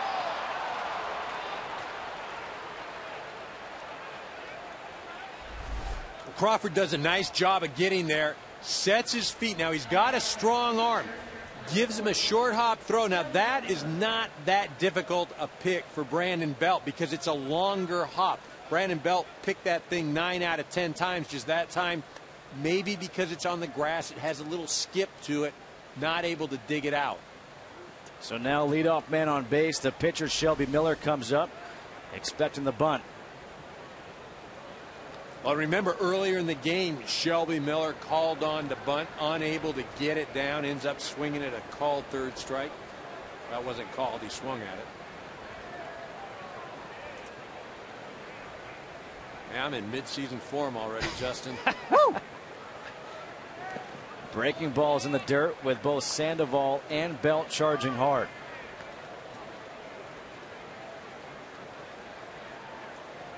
Well, seeing what the Giants are doing in that situation, they're playing in anticipation of getting the runner at second base. You know, the thought process is young guy probably doesn't bunt all that well, as shown in his first at bat. Hopefully bunts it hard to one of the infielders. A bunt, a good one. Belt will barehand it. Throw it to first. Sacrifice 3-4 as Kozma goes down to second. Celebrate the craft of baseball. For your chance to win a Chevrolet Impala and a trip to the MLB All-Star Game, visit ChevyBaseball.com.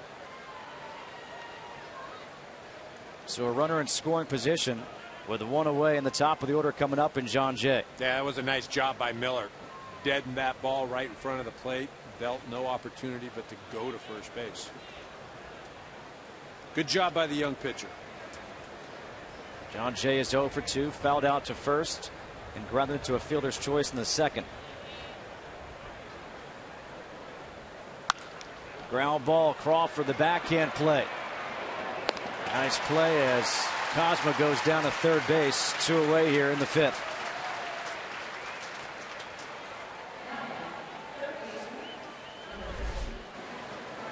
Again, another play to Crawford's backhand. He gets his feet set, makes a good strong throw. Watch him double clutch. Boom. Excellent arm.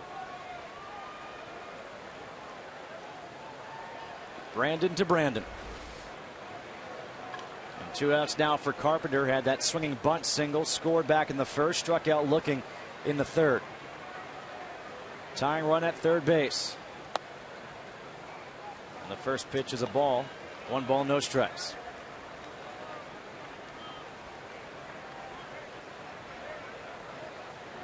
Prior to the infield single by Kozma leading off this inning, Vogelsong had retired the last 8 men in a row.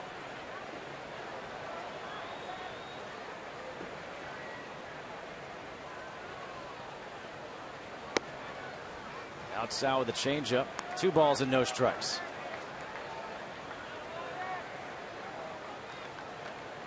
The reality is, but Vogelsong has missed a lot of the barrels today. You know, not swing and missing, but the Cardinals have not hit the ball real hard. Kozma had a nice line drive in the second. But that's a strength of Vogelsong. You know, stay away from the middle of the plate, miss the barrel of the bat. That is pitching. Pitching isn't going out there and just, I'm going to strike everybody out. You know, he's efficient, keeps his infielders involved. Dave Righetti right there, the fine pitching coach of the Giants.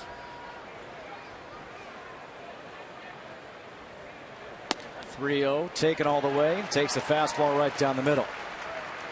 3 balls, 1 strike here to Carpenter with Holiday on deck.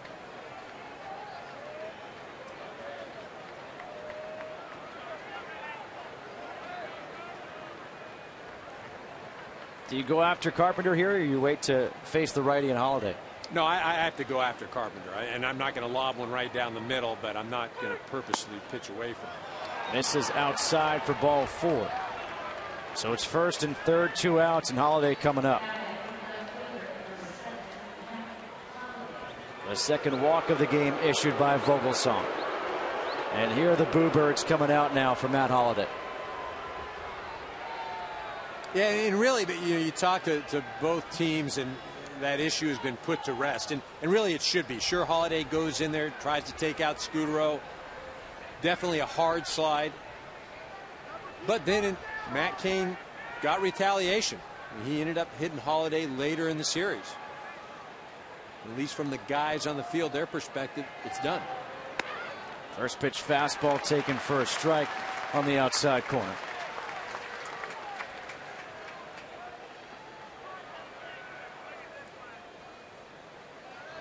You almost get the sense that those two now will forever be linked, because that was just such a big play in that series.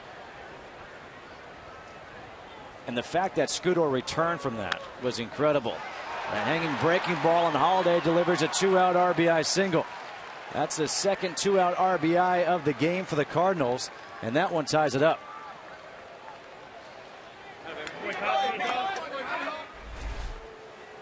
Vogelsong throws a breaking ball, and again, Holiday just reaches out, much like Beltran did earlier in the game to drive in a run. Reaches out over the plate. Holiday gets more barrel on that ball.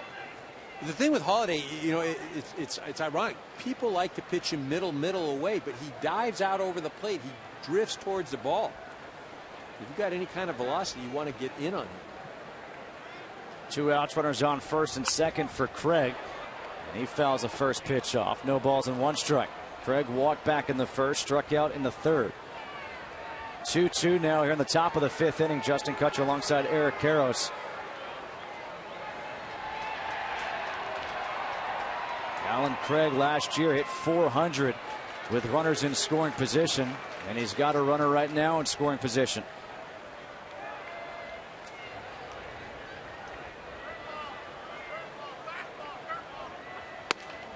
Missing inside, 1 ball and 1 strike. Well, we showed you 3 things you have to know about Gregor Blanco. How about 3 things you need to know about Alan Craig? Apparently, he's a pretty good 3-point shooter. Yeah, look at that. I don't think you want to get in a game of horse with him. He went to UC Berkeley. I'm guessing if he was smart, he went to Cream, which is at UC Berkeley, the best homemade chipwiches you've ever had.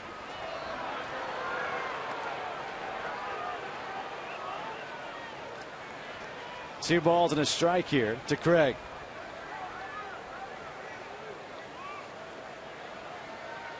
If you ever go to Berkeley, take my word, you want to go there. I'll take your word for it.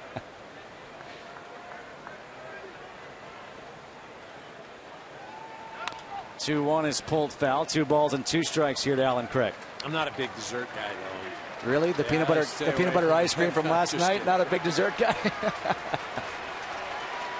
It's okay. I had it too. It's a weakness. It's a weakness. 2 balls, 2 strikes, 2 outs, 2 men on in a 2-2 ball game. Look at that. Looks like some garlic fries, some sort of nachos, and there's the ice cream. There we go. All right, so this is where Craig was so good last year. Runners in scoring position, 2 outs. 2-2 missing up high. 3 balls and 2 strikes. The runners will be off with the pitch.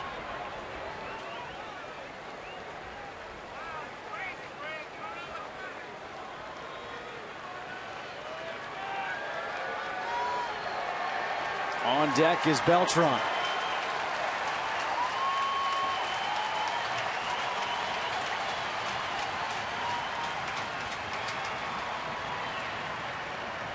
The payoff pitch. Ground ball, diving is Sandoval, keeps it in the infield, but everybody is safe. An infield single for Craig. Bases are loaded, 2 outs.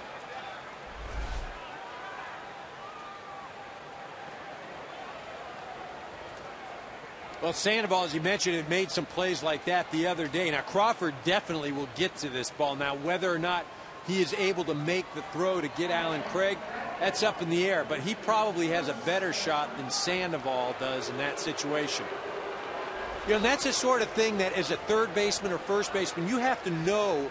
At third, you have to know where your shortstop is playing. At first, you have to know where your second baseman is playing, because there are balls sometimes that you can get to as a corner guy, but you shouldn't go after, because your second baseman or shortstop has a better chance. And Crawford, as we saw earlier in the game, he's got a heck of an arm. So bases are loaded, 2 outs for Beltran, who's got very good numbers with the bags full. And the first pitch backdoor breaking ball drops in for a strike. And as we said at the top of the show, what do we not want to do? We don't want to have guys around Beltran get on base. Can't get any worse than this right now. Had the RBI single back in the first. 0-1. Moves him off the plate with a fastball. 1 ball and 1 strike.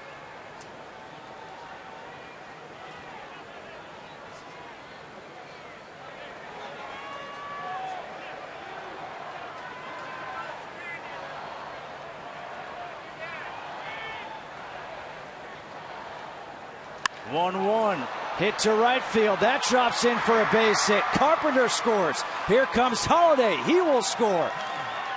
A 2-out, 2-run single by Carlos Beltran, and St. Louis now leads 4-2. 3 RBIs on the day for Carlos Beltran. Well, we're talking about Vogelsong missing the middle of the plate. Well, this ball drifts over the middle of the plate. It's up. And Beltran is the one guy that Vogelsong has had trouble with historically. And that's why we said at the top of the show, you can't let guys around Beltran get on base, because then you have to pitch to him. So far today, 3 RBIs for Carlos Beltran. Dave Righetti comes out to the mound. Little conference as George Contos begins to throw in the bullpen for San Francisco.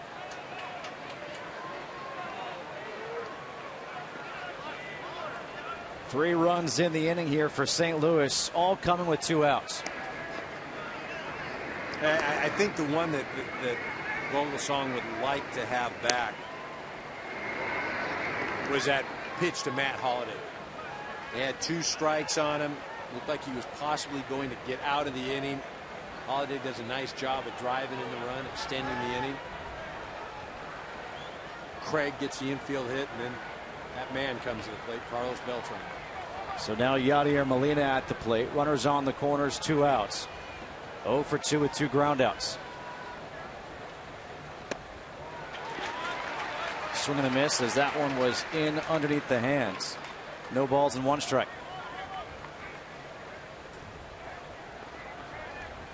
And coming into this inning, we were talking about how Vogelsong had settled down. He retired 8 in a row entering this 5th inning. Well, you were talking about it. I wasn't. No, I'm just kidding. He was on a roll. Missing outside, 1 ball and 1 strike. And you look at this inning, you know, it starts off with the Cosma infield single that the Belt's unable to dig out of the dirt. You know, Miller sack. You know, Jay has a 6-3, and then, you know, Carpenter walks. It just 1-1 in the air to left field. Blanco going back by the warning track, on the track in front of the wall, makes the catch. That'll do it here in the 5th, but a 2-out rally. The RBI by Matt Holliday on a hanging breaking ball. And then Carlos Beltran, the 2-run single. 4-2 St. Louis.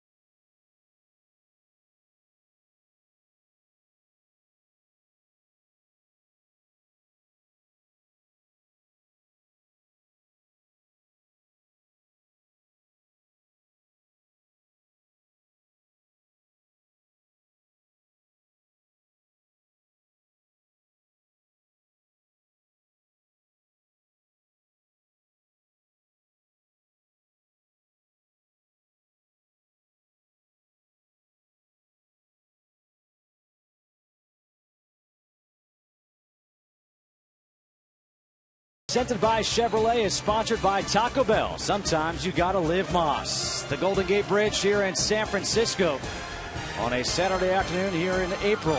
And it's a 4-2 Cardinals lead over the San Francisco Giants. Ryan Vogelsong has come out to hit here to lead off the inning. Justin Kutch alongside Eric Karros. And give credit to this Cardinals team. I mean, 2-out RBIs. All 4 of their runs have come with 2 outs. Well, and that's what this team has historically done. Offensively, they just keep coming at you. There's not an easy out in the lineup. Good guys on base, and that middle of that lineup will get you. Holiday, Beltran today. You really said well, yeah. At the very top, the key to this game, especially for Vogelsong, is to not let Beltran beat you. And now Vogelsong lifts one to right field. And there is Beltran on away here in the 5th. I've got to ask you, Justin, this is the first trip to this ballpark. What do you think? The impressions? It's beautiful. I mean, coming here yesterday and seeing the opening day ceremonies, looking out McCovey Cove, I've heard it is among, if not the nicest stadiums in baseball, and everything I've heard has proven to be true. Yeah, it really is. They did a fantastic job with this. And, you know, you drive here and you see Candlestick Park. And I asked you before this game, what was it like playing there? You just want to keep driving. Just keep driving. You just get a quick wave and keep going. 167 sellouts in a row here at AT&T Park.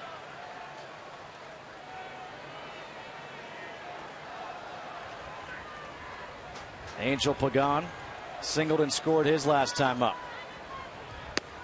Curveball in there for strike 2. No balls and 2 strikes.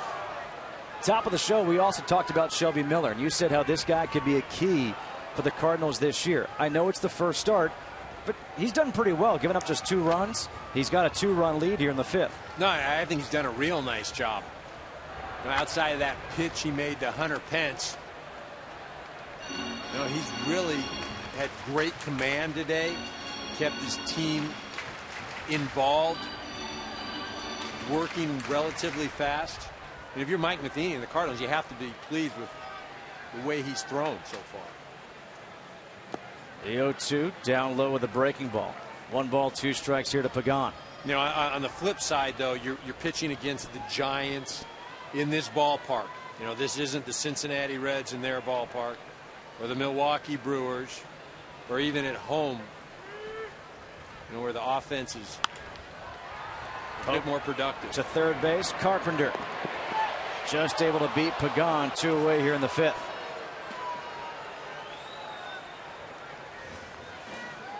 Shelby Miller in spring training was in that battle for that 5th starting spot with Joe Kelly, who happens to be his best friend. They're such good friends. They're going to be groomsmen in each other's wedding, and they would actually piggyback each other's starts during spring training, and ultimately it was Miller who won out. Yeah, an interesting competition, and that just goes to show you that, you know, as Mike Matheny was telling us prior to the game, you know, they have some depth. You know, it's not as if Shelby Miller, the whole season revolves around him and how he does, because, you know, if he isn't able to have the success that they think he can garner at this level, they have other options. No balls, 1 strike here to Scudero, who's 1 for 2, singled and grounded out to second. Lone outside, 1 ball and 1 strike. And if you look at this Cardinals team right now, it could be a very different team in another month or 2.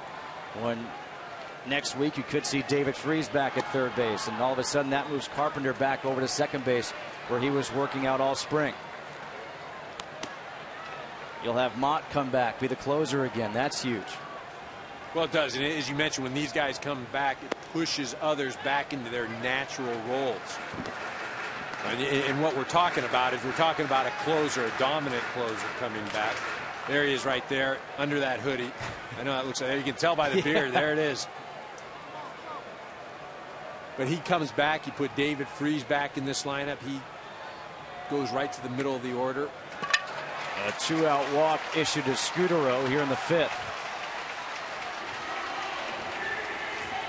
Tomorrow, NASCAR heads to Martinsville for the 2nd short track race of the season, where Daytona 500 champion Jimmy Johnson will look for his 8th career victory, while defending champion Ryan Newman tries to defend his title. Fox Sports exclusive coverage of Sprint Cup Series racing begins tomorrow at 12:30 p.m. Eastern Time.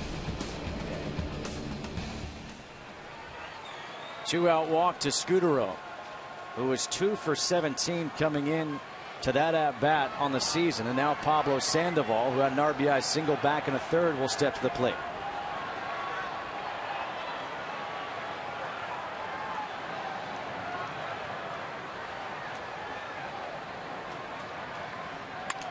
First pitch, ground ball to second. Descalso, easy play to first, and that will do it here in the fifth. No runs on no hits.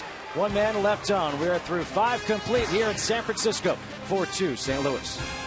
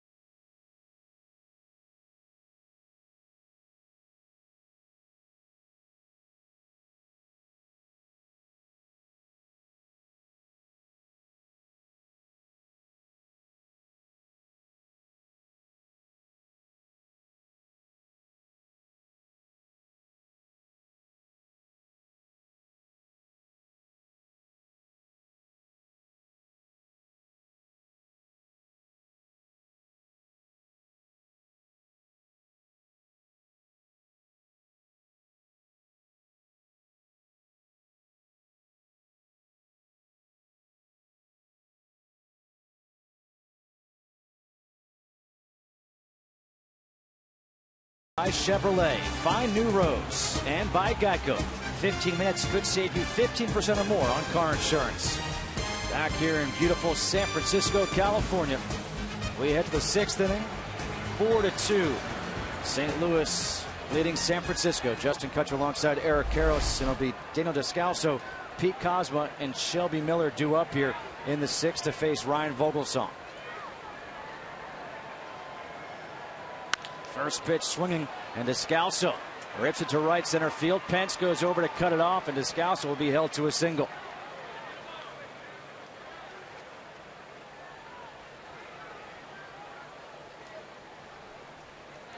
On April 20th, the UFC returns to Fox as lightweight champion Benson Henderson puts his title on the line against top contender Gilbert Melendez, highlighting a full night of epic fights. Henderson versus Melendez for the lightweight title. Fox UFC Saturday is live and free on April 20th, beginning at 8 p.m. Eastern.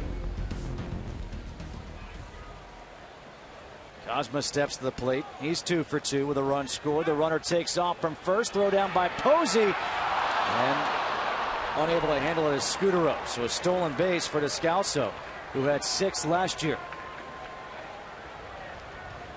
Well, Descalso gets a good jump. Posey short hops this ball, and again, tough ball to receive. See, it bounces in the dirt. Moves his feet well, has a little bit of tail on it. Scudero unable to pick it out cleanly. And see, what's tough about that is as an infielder, when that ball hits the ground, you're coming up, yet you're trying to get the tag down. You know, the best I've ever seen do it with Derek Jeter, where it's almost like you're trying to pick the ball as your glove is going down towards the ground to make the tag, which is very difficult to do. Jose Mojarez warming up in the bullpen for the Giants. 1-1, pull to left field. That's a base hit. Here comes Descalso. He'll score easily as the throw comes back into second. An RBI single for Kozma. 5-2, the Cardinals now lead.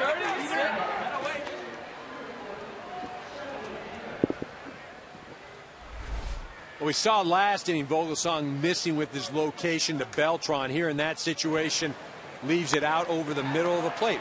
Early on when he was effective, where was he? He was corners. If he missed off of the plate. Cardinals now 5 for 7 with runners in scoring position in this ballgame. Shelby Miller at the plate, had a sacrifice bunt his last time up.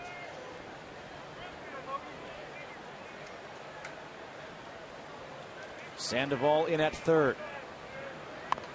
Again, a bunt down the first baseline, this time foul. No balls and 1 strike here to Miller.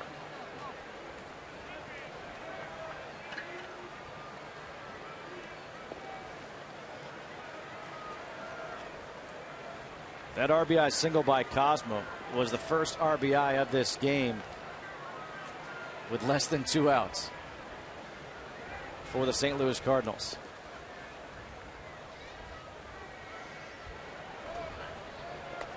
Again, a look back at the runner at first base, Cosmo.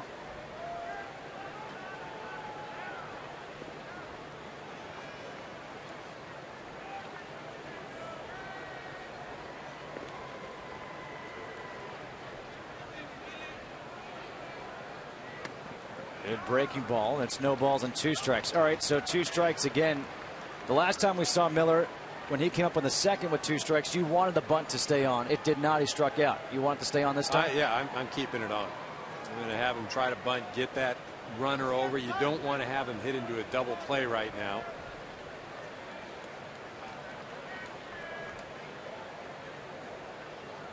But if you're Vogelsong, you're trying to make a pitcher's pitch here. You're not just laying one right down the middle. 0-2 taken down low. 1 ball and 2 strikes. And just as he left the bunt on there, I think he'd do it again.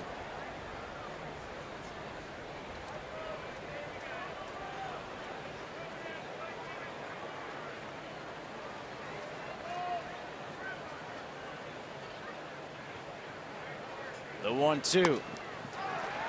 He bunts through it. Strikeout. And that is the 6th strikeout of the game for Vogelsong. 2nd strikeout for Miller.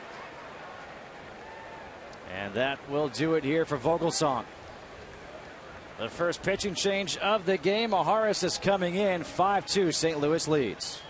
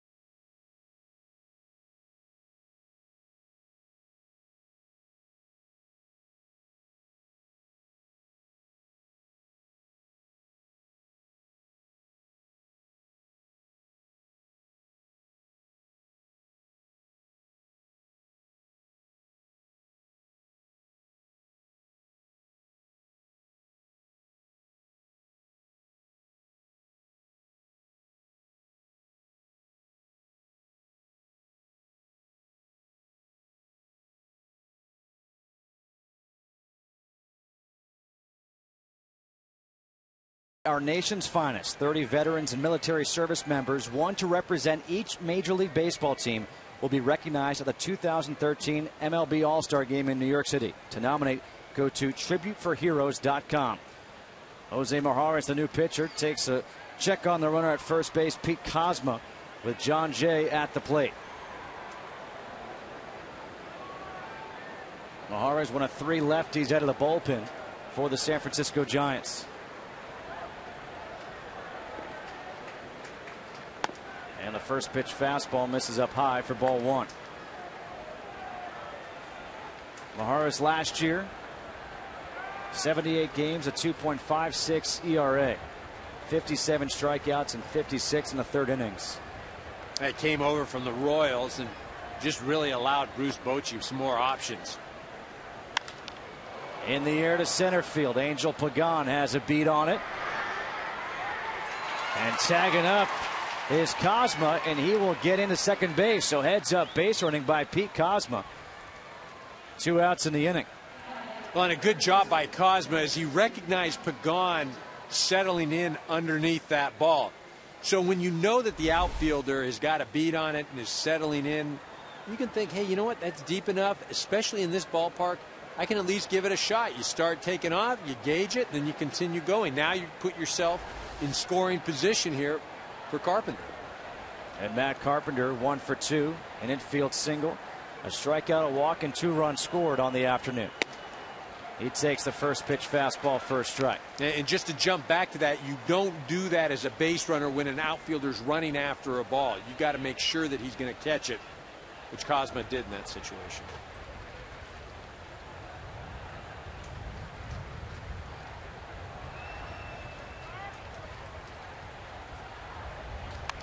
The 0-1 fouled back, no balls and 2 strikes. 5-2, St. Louis leading San Francisco here in the top of the 6th inning.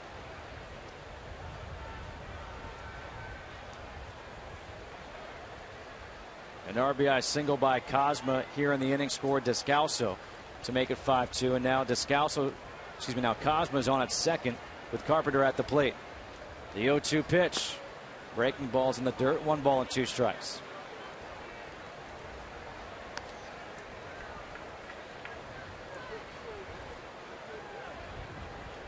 This is important right here for San Francisco with Mijares on the mound. If you think about it, you got Posey leading off in the bottom half of the inning, followed by Hunter Pence. Just a 3-run game right now.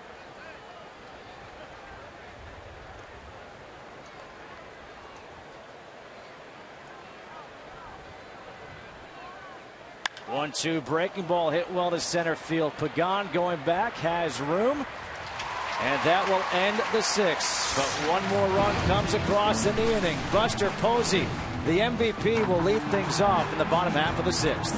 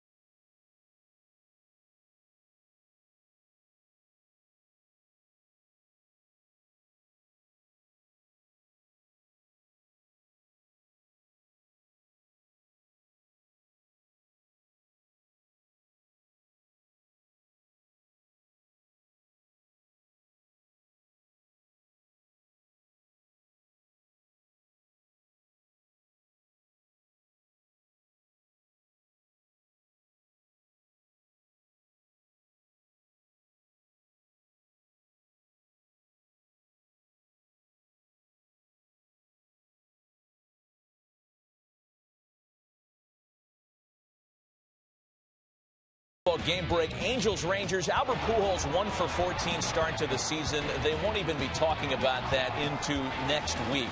This day in April will go a long way in cooling the talk of another bad April. 2 home runs today. The Angels all over the Rangers. Yankees and Tigers a 1-1 tie in the 5th. Phil Hughes had danced out of a couple of jams. There was no escaping this one. New Tiger Torrey Hunter doubles homer run. Detroit's added 2 more, and they're still threatening as we get you back to San Francisco and Justin and Eric. All right, thanks, Matt. Here in San Francisco, it is a 5-2 ball game. Buster Posey leading off against the rookie Shelby Miller. And the first pitch fastball is in there for a strike. I think Albert Pujols likes to hit in Texas. Yeah, he does well there. I mean, historically, he's had some very good numbers. Granted, hasn't had a ton of games there, but remember the postseason. 3 home runs in that World Series game at the ballpark in Arlington. Posey is 0 for 2 in this one, a strikeout and a ground out. And he's behind in the count, 1 ball and 2 strikes. Yeah, Buster asking Angel Hernandez where that pitch was. Thought that was outside.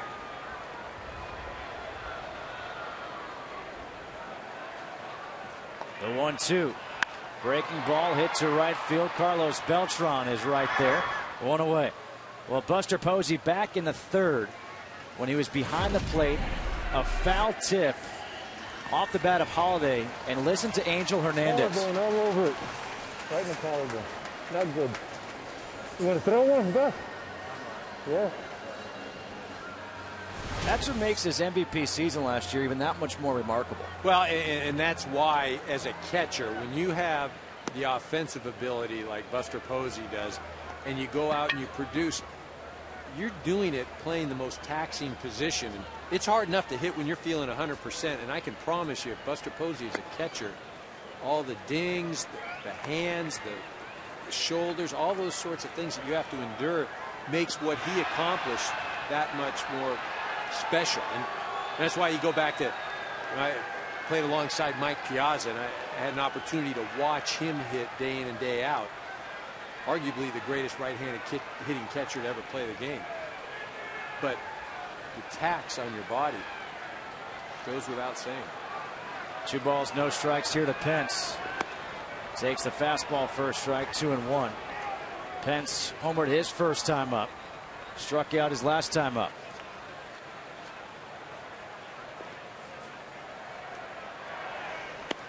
Fastball is low and outside. 3-1 the count here to Pence with Brennan Belt on deck. Well, he already put one over the fence.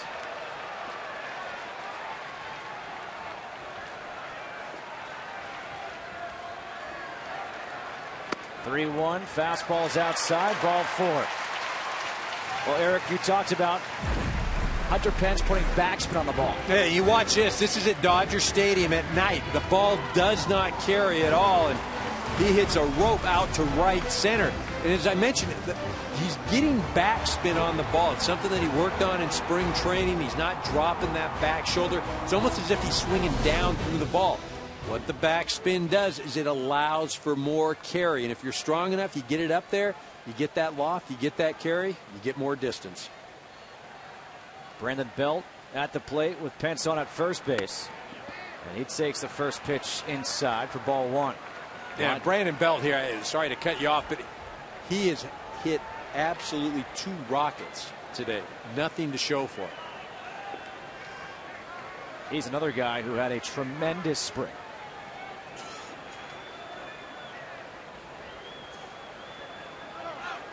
Runner takes off. The throwdown is high, and a stolen base for Pence.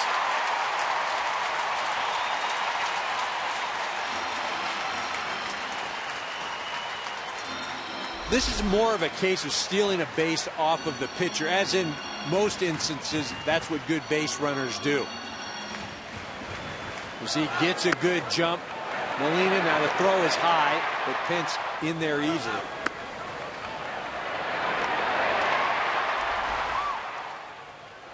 So now a runner in scoring position, 2 balls, no strikes to Belt. Missing inside, 3-1 with Gregor Blanco on deck. I think Miller is aware of how Belt has swung the bat against him in this game. So he's not giving him anything good to hit. He's trying to nibble. He doesn't want to leave anything out over the plate. One swing of the bat, and this can be a one-run ball game.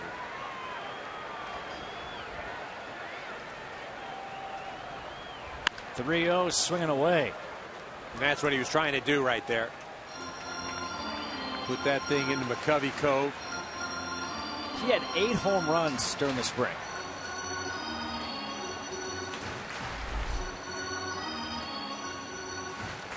See his pitch in. One of the adjustments that he's made, he just goes back now. He doesn't wrap. And that's allowed him to get to an inside fastball. And you see that's Miller trying to go inside. Back-to-back walks issued by Shelby Miller. You've got Blanco coming up, who's a lefty. Brandon Crawford, who's a lefty. And you've got Randy Choate, who's going to be coming in from the bullpen. 5-2, Cardinals on top of the Giants.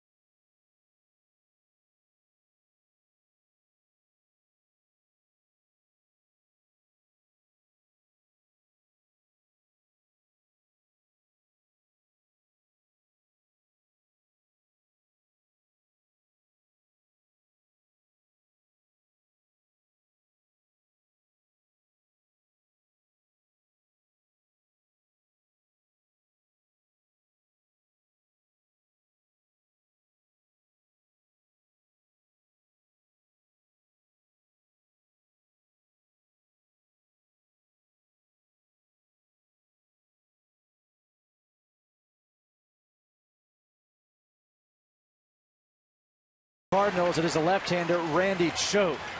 And he will face a pinch hitter, Joaquin Arias will pinch hit here in place of Gregor Blanco. Choate last year, a 3.03 ERA. He is that lefty specialist.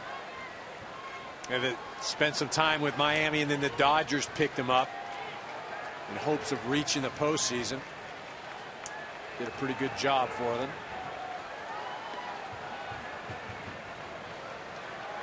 First and second, one out. And Arias the pinch hitter. First pitch, swinging line drive, caught by Craig, and he will double off Belt at first base to end the inning. One pitch, 2 outs by Randy Choate, and we are through 6. It is 5-2 St. Louis.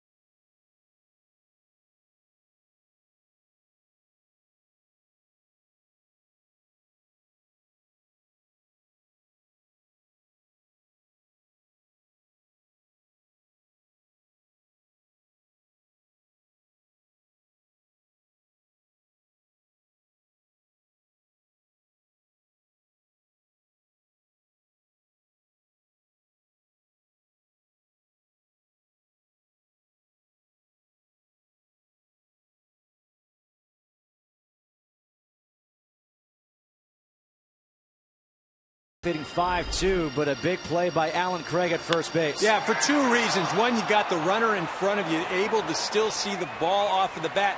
And then as a right-handed first baseman, that ball tailing away. Fortunately, being right-handed, glove side, able to make that double play, get out of the inning.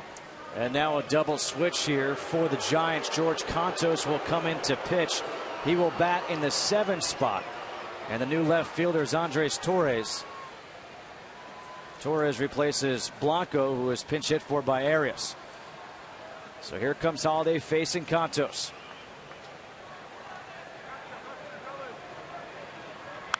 And first pitch fastball is fouled back. Holiday 1 for 3 on the day, an RBI single and a run scored his last time up. I'd say he probably had the biggest at bat for me of the game so far. Vogelsong had him 0-2.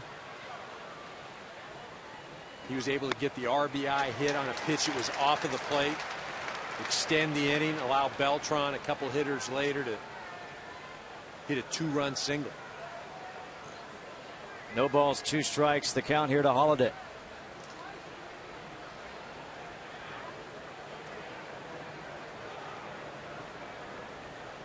Breaking ball, late swing, able to stay alive. You can see his knees almost buckle on that one. Well, Contos has good stuff. You know, Bochy talked about him being one of the pleasant surprises in spring training this year. You see, really, that's just a protect me swing. Left that ball out up over the plate. Really got away with one there. That's what he wanted to throw. 1 ball, 2 strikes here to Holiday.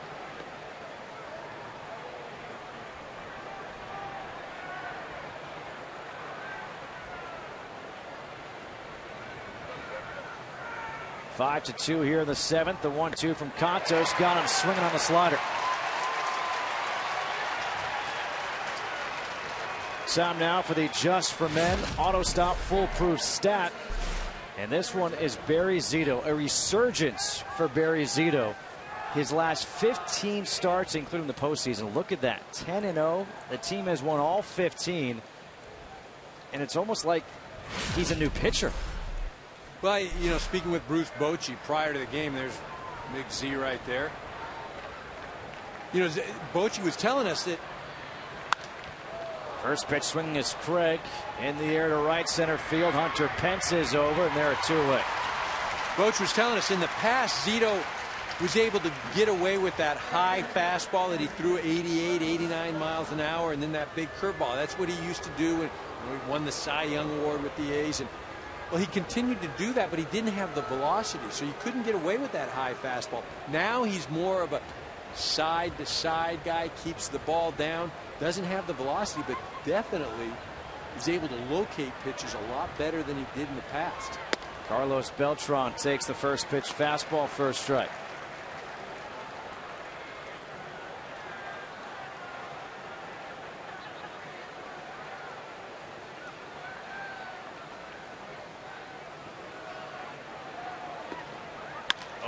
Ground ball, second base. Scudero makes the play, and a quick 1-2-3 inning work by Contos. It's stretch time here in San Francisco. 5-2 St. Louis.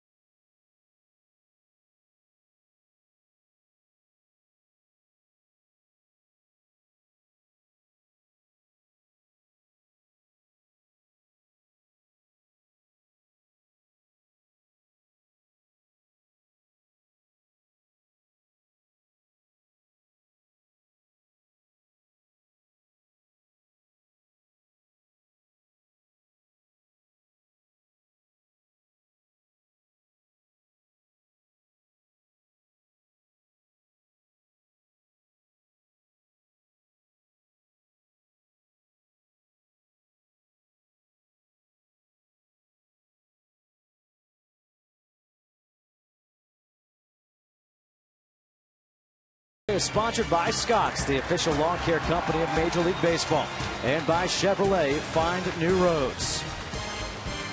The city by the bay here in San Francisco, California, bottom half of the 7th inning. And the Cardinals lead the Giants 5-2, but the dance party is going on in McCovey Cove. Like You're still upset you're not there. I'm saying the only thing missing from that shot is me. That's about it. Look at that. That's the life, huh? Randy Choate to face Brandon Crawford leading off here in the 7th. And the first pitch misses for a ball.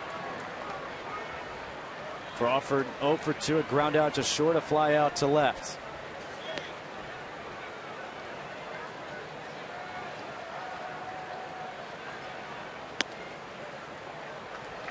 This is outside, 2 balls and no strikes.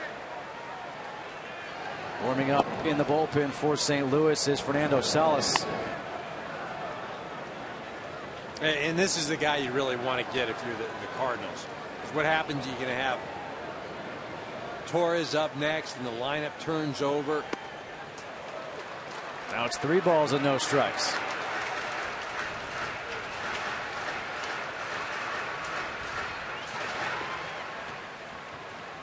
Now, if I'm Crawford right now, I'm looking at the next 2 pitches. Choate's 3-0. It's taken all the way. A 4-pitch walk issued to Crawford to lead off here in the 7th.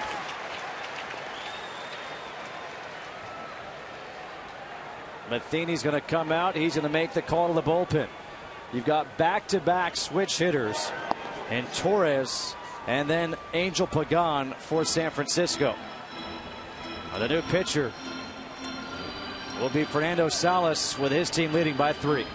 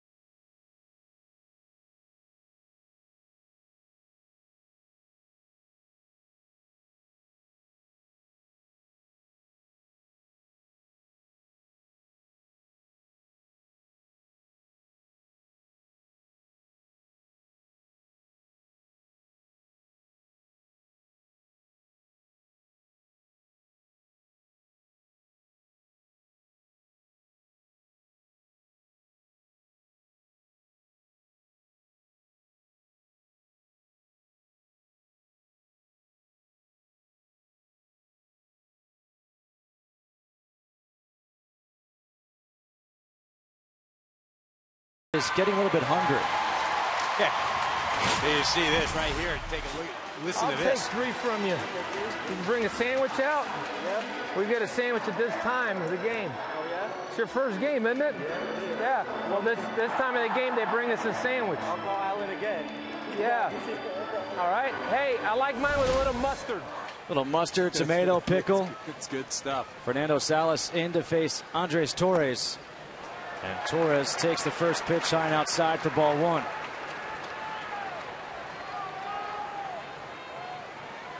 Salas last year 1-4 with a 4.3 ERA in 65 games. Facing back-to-back switch hitters in Torres and Pagan.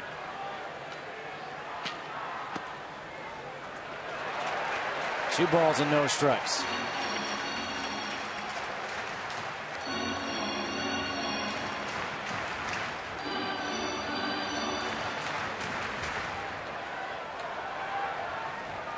Brendan Crawford, a leadoff walk on 4 pitches from Randy Choate on at first base.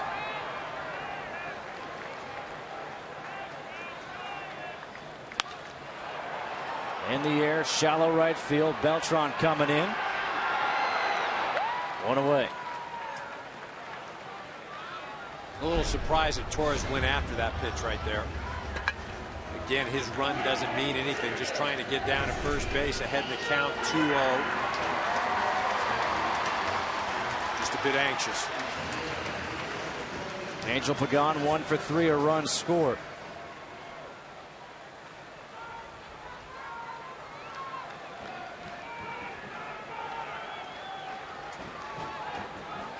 After helping his team win a World Series last year in his free agent year, he signed a nice new contract. First pitch fastball missing in for ball 1. And well deserved. Did a nice job patrolling center field, especially in this expansive outfield. Nice job offensively. Led Major League Baseball triples, 15.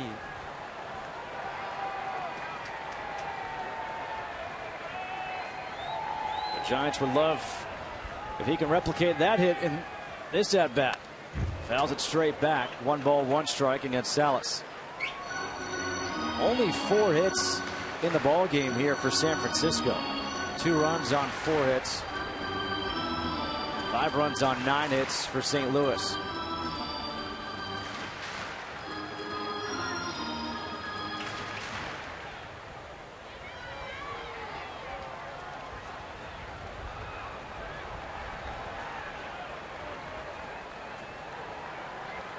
The 1-1. Got him with a changeup there. 1 ball and 2 strikes. You can see Pagan really out in front there. Salas doing a nice job taking something off the pitch right there. You know, watch that front foot. Look at this. Way out. The hips are out. You can see when that lead hip goes, it takes the head, the shoulders. Again, all that is messing with the hitter's timing. The 1-2. Got it on the outside corner. Pagan does not like the call.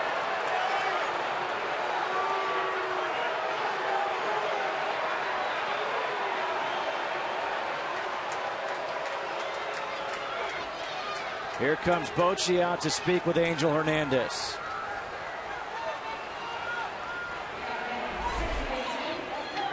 You see Molina is set up outside. He goes a little further out.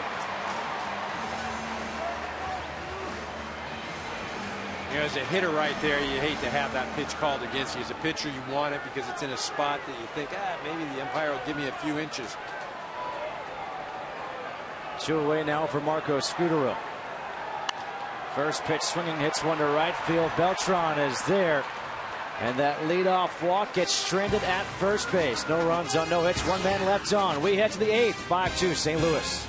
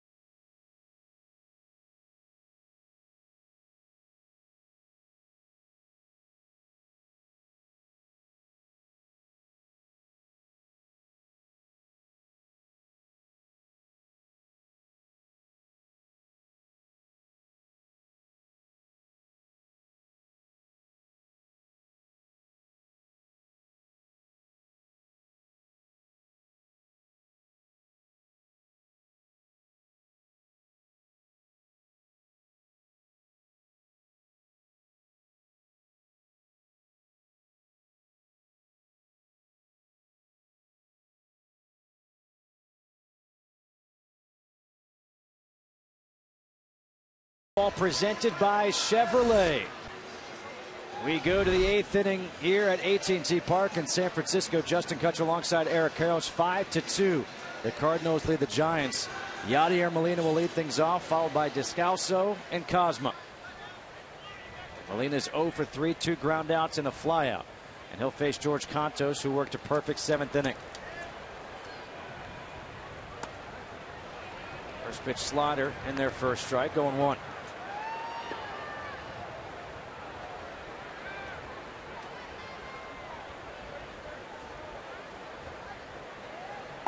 Another breaking ball, this time missing. 1 ball, 1 strike.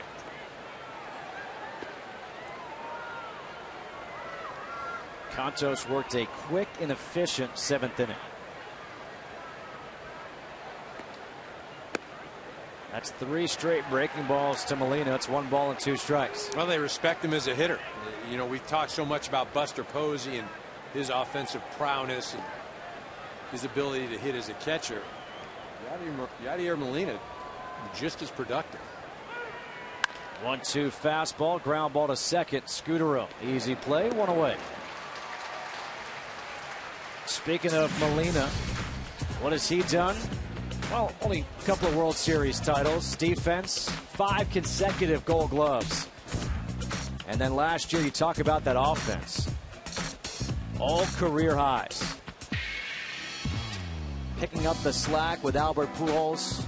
You know, and there was a lot of discussion amongst the Cardinal organization and fans as far as who can they not let leave, Pujols or Molina.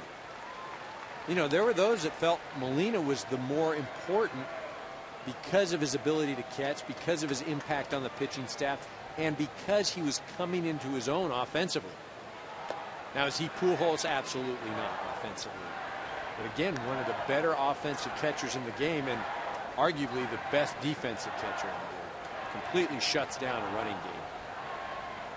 And that's something that the Cardinals have grown accustomed to between he and Mike Matheny. Line drive center field, sliding catch there by Pagan, 2 away.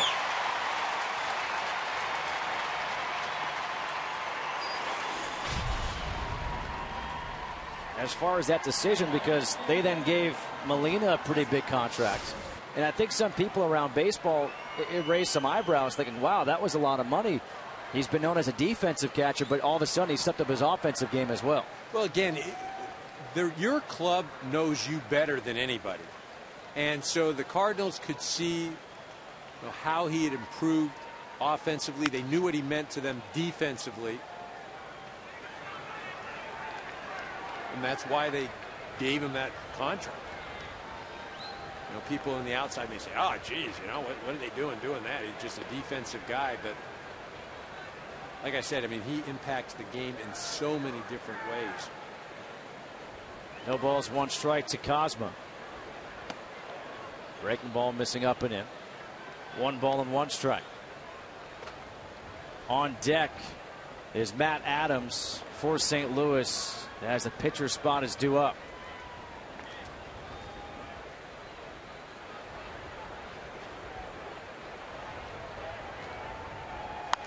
One popped up in the infield. Belt at first base. Back-to-back 1, 2, 3 innings worked by Contos. 5-2 St. Louis.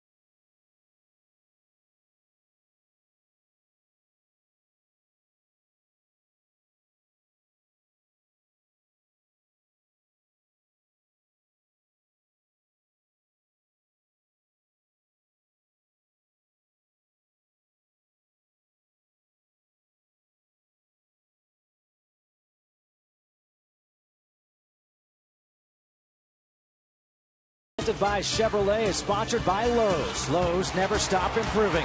And by Budweiser. Great times are waiting. Grab some Bud.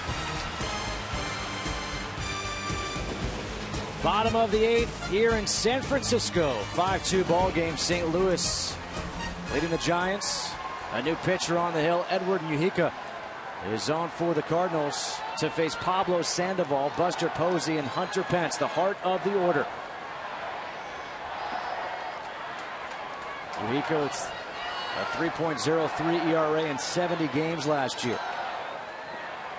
He did a great job coming over to the Cardinals, really solidified that 8th inning role. Handed the ball over to Mott. And this is a situation, too, where this, for me, is the real save situation. It's the 8th inning. You got the part of the lineup up. John Jay going back, looking up, gone.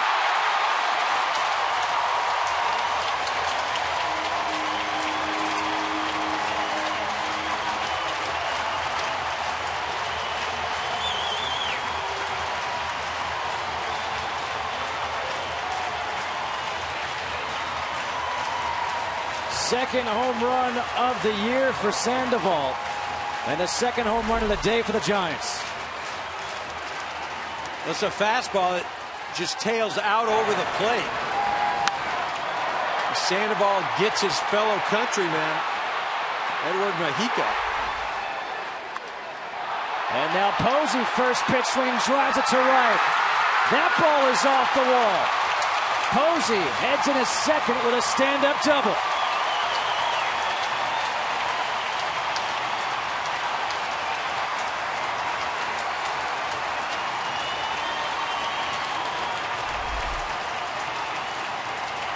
This pitch again out over the plate. He drives it to right field.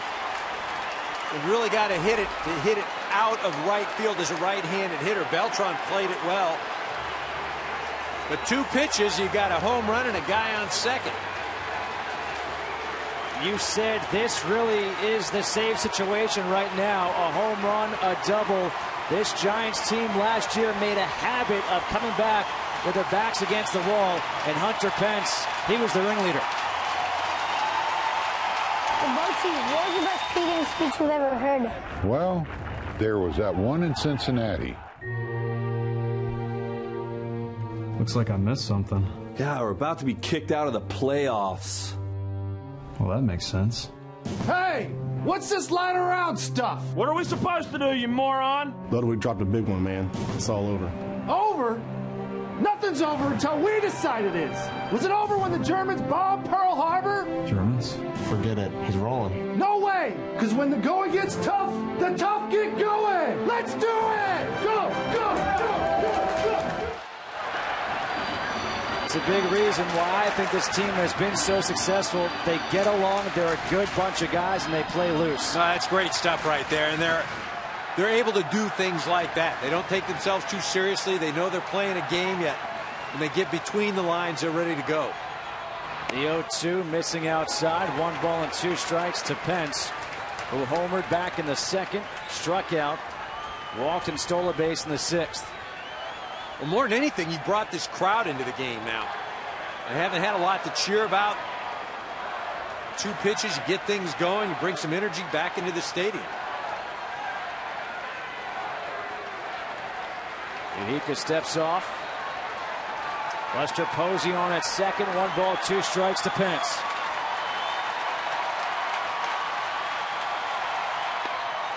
In the dirt, 2 balls and 2 strikes.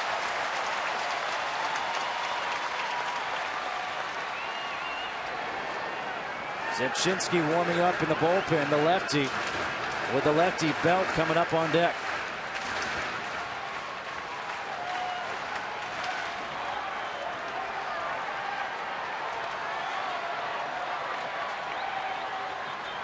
The 2-2.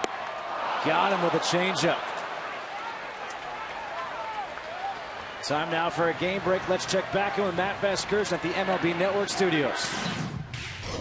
Justin, Yankees and Tigers, and after New York scored 2 to make it a 1-run ball game, Prince Fielder grounds out with the bases loaded to score a run. Andy Dirks would then single in another. It's back to a 3-run lead, 7-4 Detroit. The Yankees trying to avoid a 1-4 start in 2013. Back to you guys in San Francisco. The Yankees in danger of falling to 1-4. St. Louis trying to hope to avoid that, as Brendan Belt foul tips the first one to Molina's glove.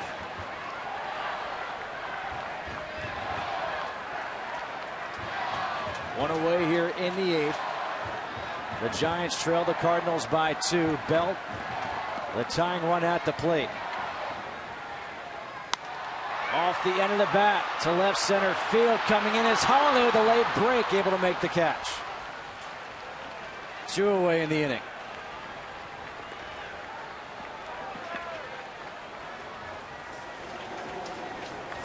And the pinch hitter will be Hector Sanchez here for the Giants.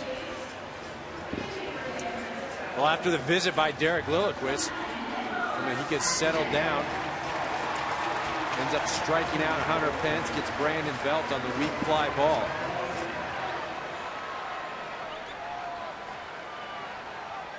But still needs to leave Buster Posey at second base. Does not want to make this a 1-run ball game. First pitch fastball in their first strike.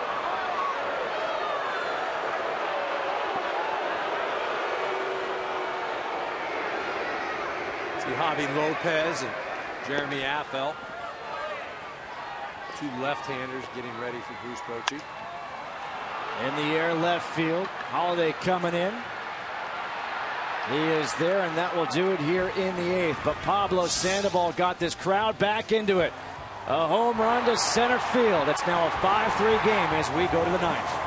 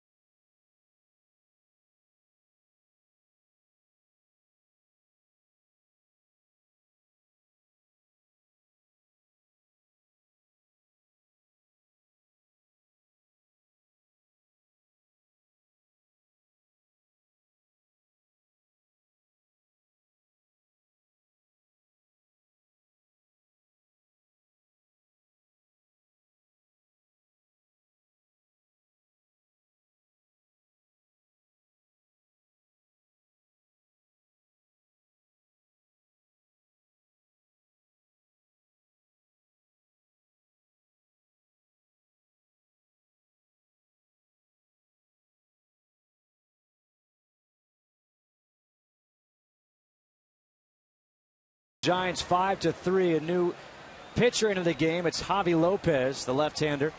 3-0 last year in 70 games with a 2.5 ERA, and he'll face the pinch hitter Shane Robinson, hitting in the pitcher spot in the order for St. Louis.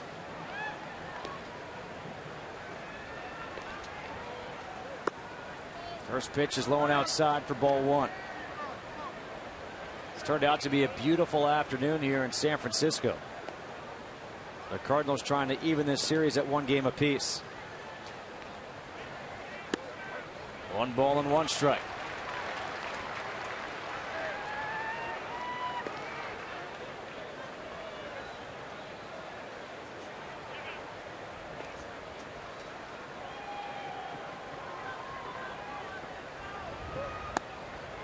Missing down low. 2 balls and a strike here to Shane Robinson.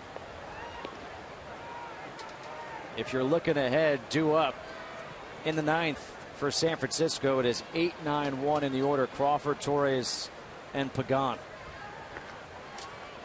Line drive right back up the middle, and Lopez was able to get out of the way. That ball was smoked. That's scary as a pitcher right there. You throw the ball and you're really not in a good defensive position because you've just released the baseball. Before you can even pick it up, it goes right by your head. Adam Wainwright on opening day, he got hit on the shoulder on a comebacker. Lopez with better luck on that one. And now John Jay at the plate. Squares around a bunt, bunts it back to Lopez. Thought about throwing a second. Instead takes the out at first. Sacrifice 1-3. Well, smart play by Lopez. Instead of trying to make the great play, and then if you don't make the out, then you're leading to some real trouble. Just get the sure out over at first base. You see, watch him. This bunt is pretty hard, and he gets back there. He thinks about it. The minute you look, though, you've got to just have the catcher telling you 2, 2, 2, and you don't even look. You just get it, turn and throw. But if you have to look and then decide, your opportunity's usually gone. Carpenter 1 for 3, a single, a walk, 2 runs on the afternoon. Flew out to center his last time up.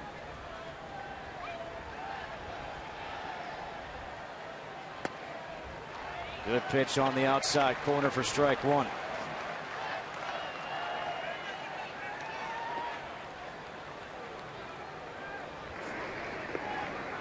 You see Mitchell Boggs getting ready to come in and close out the 9th.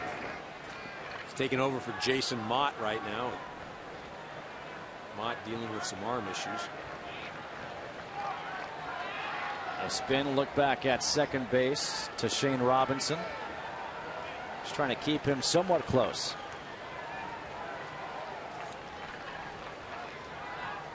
There's Mott looking on. When did beards become so fashionable in baseball? I think Jason Worth brought it out. I don't know if it's fashionable or you can just say, yeah, I'm doing it. So, you know, forget everybody else. You see Reddick over in Oakland? Oh, gosh. I mean, at least that beard right there is pretty good. It's full. Yeah, it's groomed. Reddick's is out of control. Reddick's is sweet. That is, to pull that off.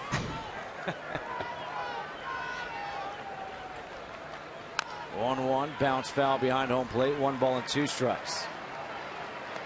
Obviously here in San Francisco, you can't talk the beard without talking about the beard and Brian Wilson. Yep. Brian not with any club right now, but rehabbing, getting ready to go, waiting for somebody's phone call. Told you, beards are fashionable. Our own Joe Buck. Yes. In New York today, featuring a beard. A spin, a throw back to second base. That play always scares me. Why, when you were a runner and you wanted to get hit, or no? I just very rarely see that play work. Well, it's not so much that you're trying to pick the runner off. You're just trying to have him shorten his lead. So on a base hit, that bang bang play at home is really made because that runner had to shorten up because he was worried about getting picked off.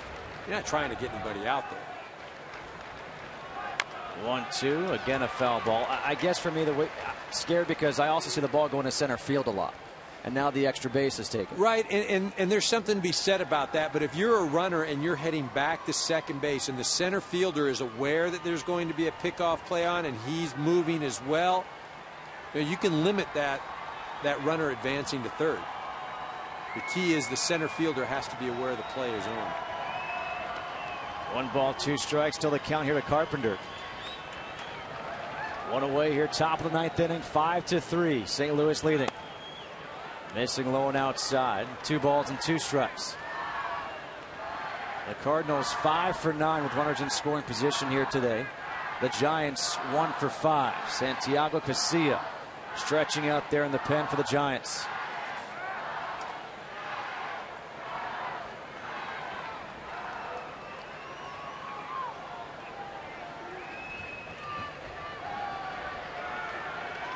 The 2-2. Ground ball past the diving Scudero in the right center field. Here comes Robinson to score an insurance run, and it's 6-3 St. Louis. An RBI single for Carpenter.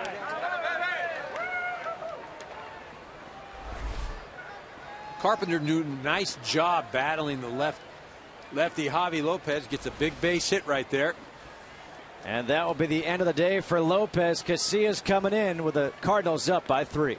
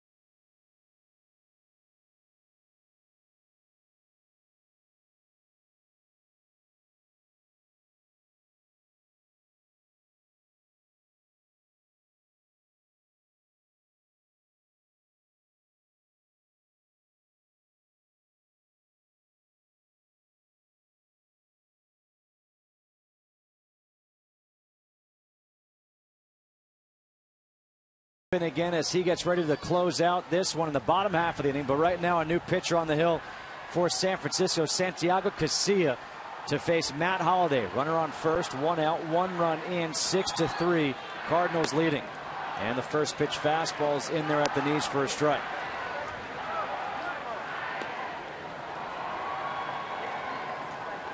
Holliday had that big 2-out RBI single back in the 5th. 1 for 4 on the afternoon. Sliders low and outside. 1 ball and 1 strike. You see Boggs now the closer with Jason Mott out. You know, he has had some experience, but not a lot. You know, they're hoping that he can fill the role while Mott gets better. Popped up, fell into the seats. 1 ball, 2 strikes here to Holliday. See, and as hard as Casilla throws right now, you're 1 and 2. You don't want to try and trick Holliday right now with a breaking ball. You can come in hard with a fastball.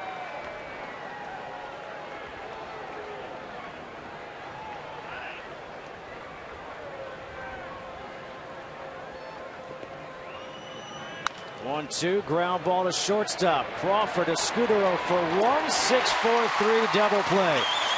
We go to the bottom of the 9th. Can San Francisco make a comeback against Boggs, trailing 6-3?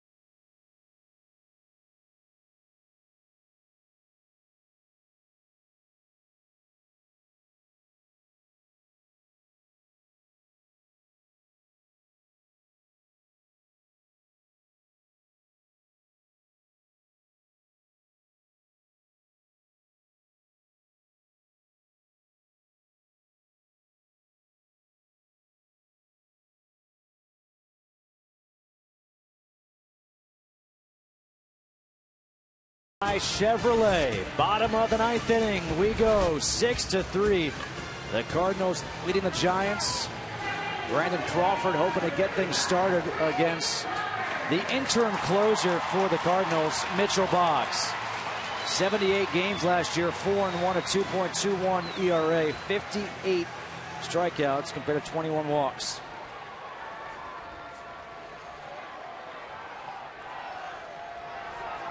Crawford walked lead off the 7th inning, and he was stranded there.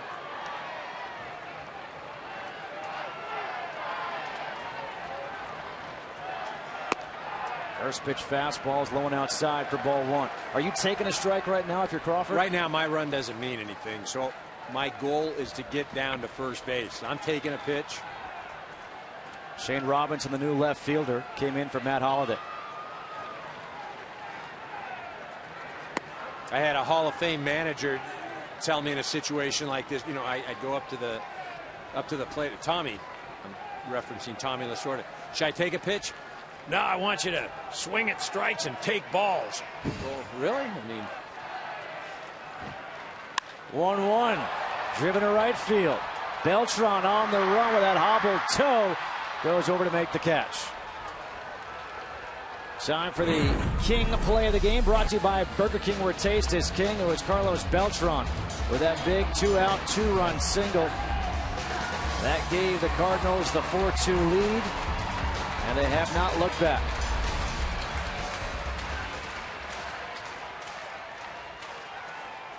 And I'll give credit to you for saying the key to this game for Vogelsong was to keep it away from that man, Carlos Beltran. Right, and while I like that pick right there as our Burger King play of the day, I still think for me it was the Matt Holliday 0-2 base hit, because what that did, that ties the ball game on an 0-2 pitch, and then it allows the inning to keep going, and guess who comes up?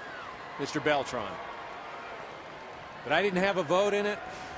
Did you think you would? No, that's just kind of the way our producer rolls. High and outside, 1 ball, 1 strike here to Andres Torres.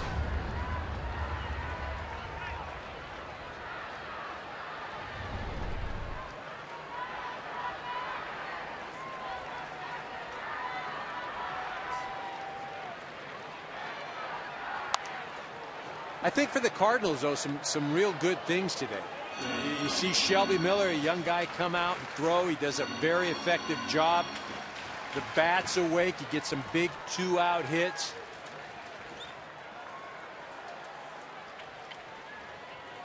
One ball, 2 strikes here to Torres. Did he go? He did, says Hernandez. 2 away. The producer of today's game is Jeff Gowan. The director is Jim Lynch. The associate director is Eric Billigmeyer. And the associate producer is Andy Kavanaugh. That looked like he may have held up on that one. Our technical producer is Dan Rotante, and the technical director is Simon Benazra. The pregame show is produced by Ethan Kleinberg and directed by Mark Deaver. And the coordinating producer is Mike Connor. 2 outs. Giants down to their final out, and it's Angel Pagan, who is 1 for 4.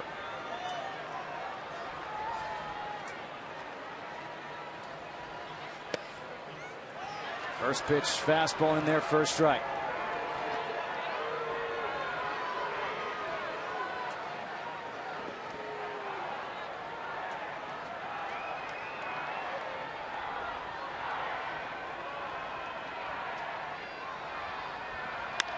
Ground ball through the hole. The Giants stay alive. Second hit of the game for Pagan will bring up Marco Scutaro. And Scutaro historically has had a little bit of success. Again, a small sample against Boggs. 2 for 2 with a home run. Just trying to extend the inning, get Pablo Sandoval to the plate. Buster Posey.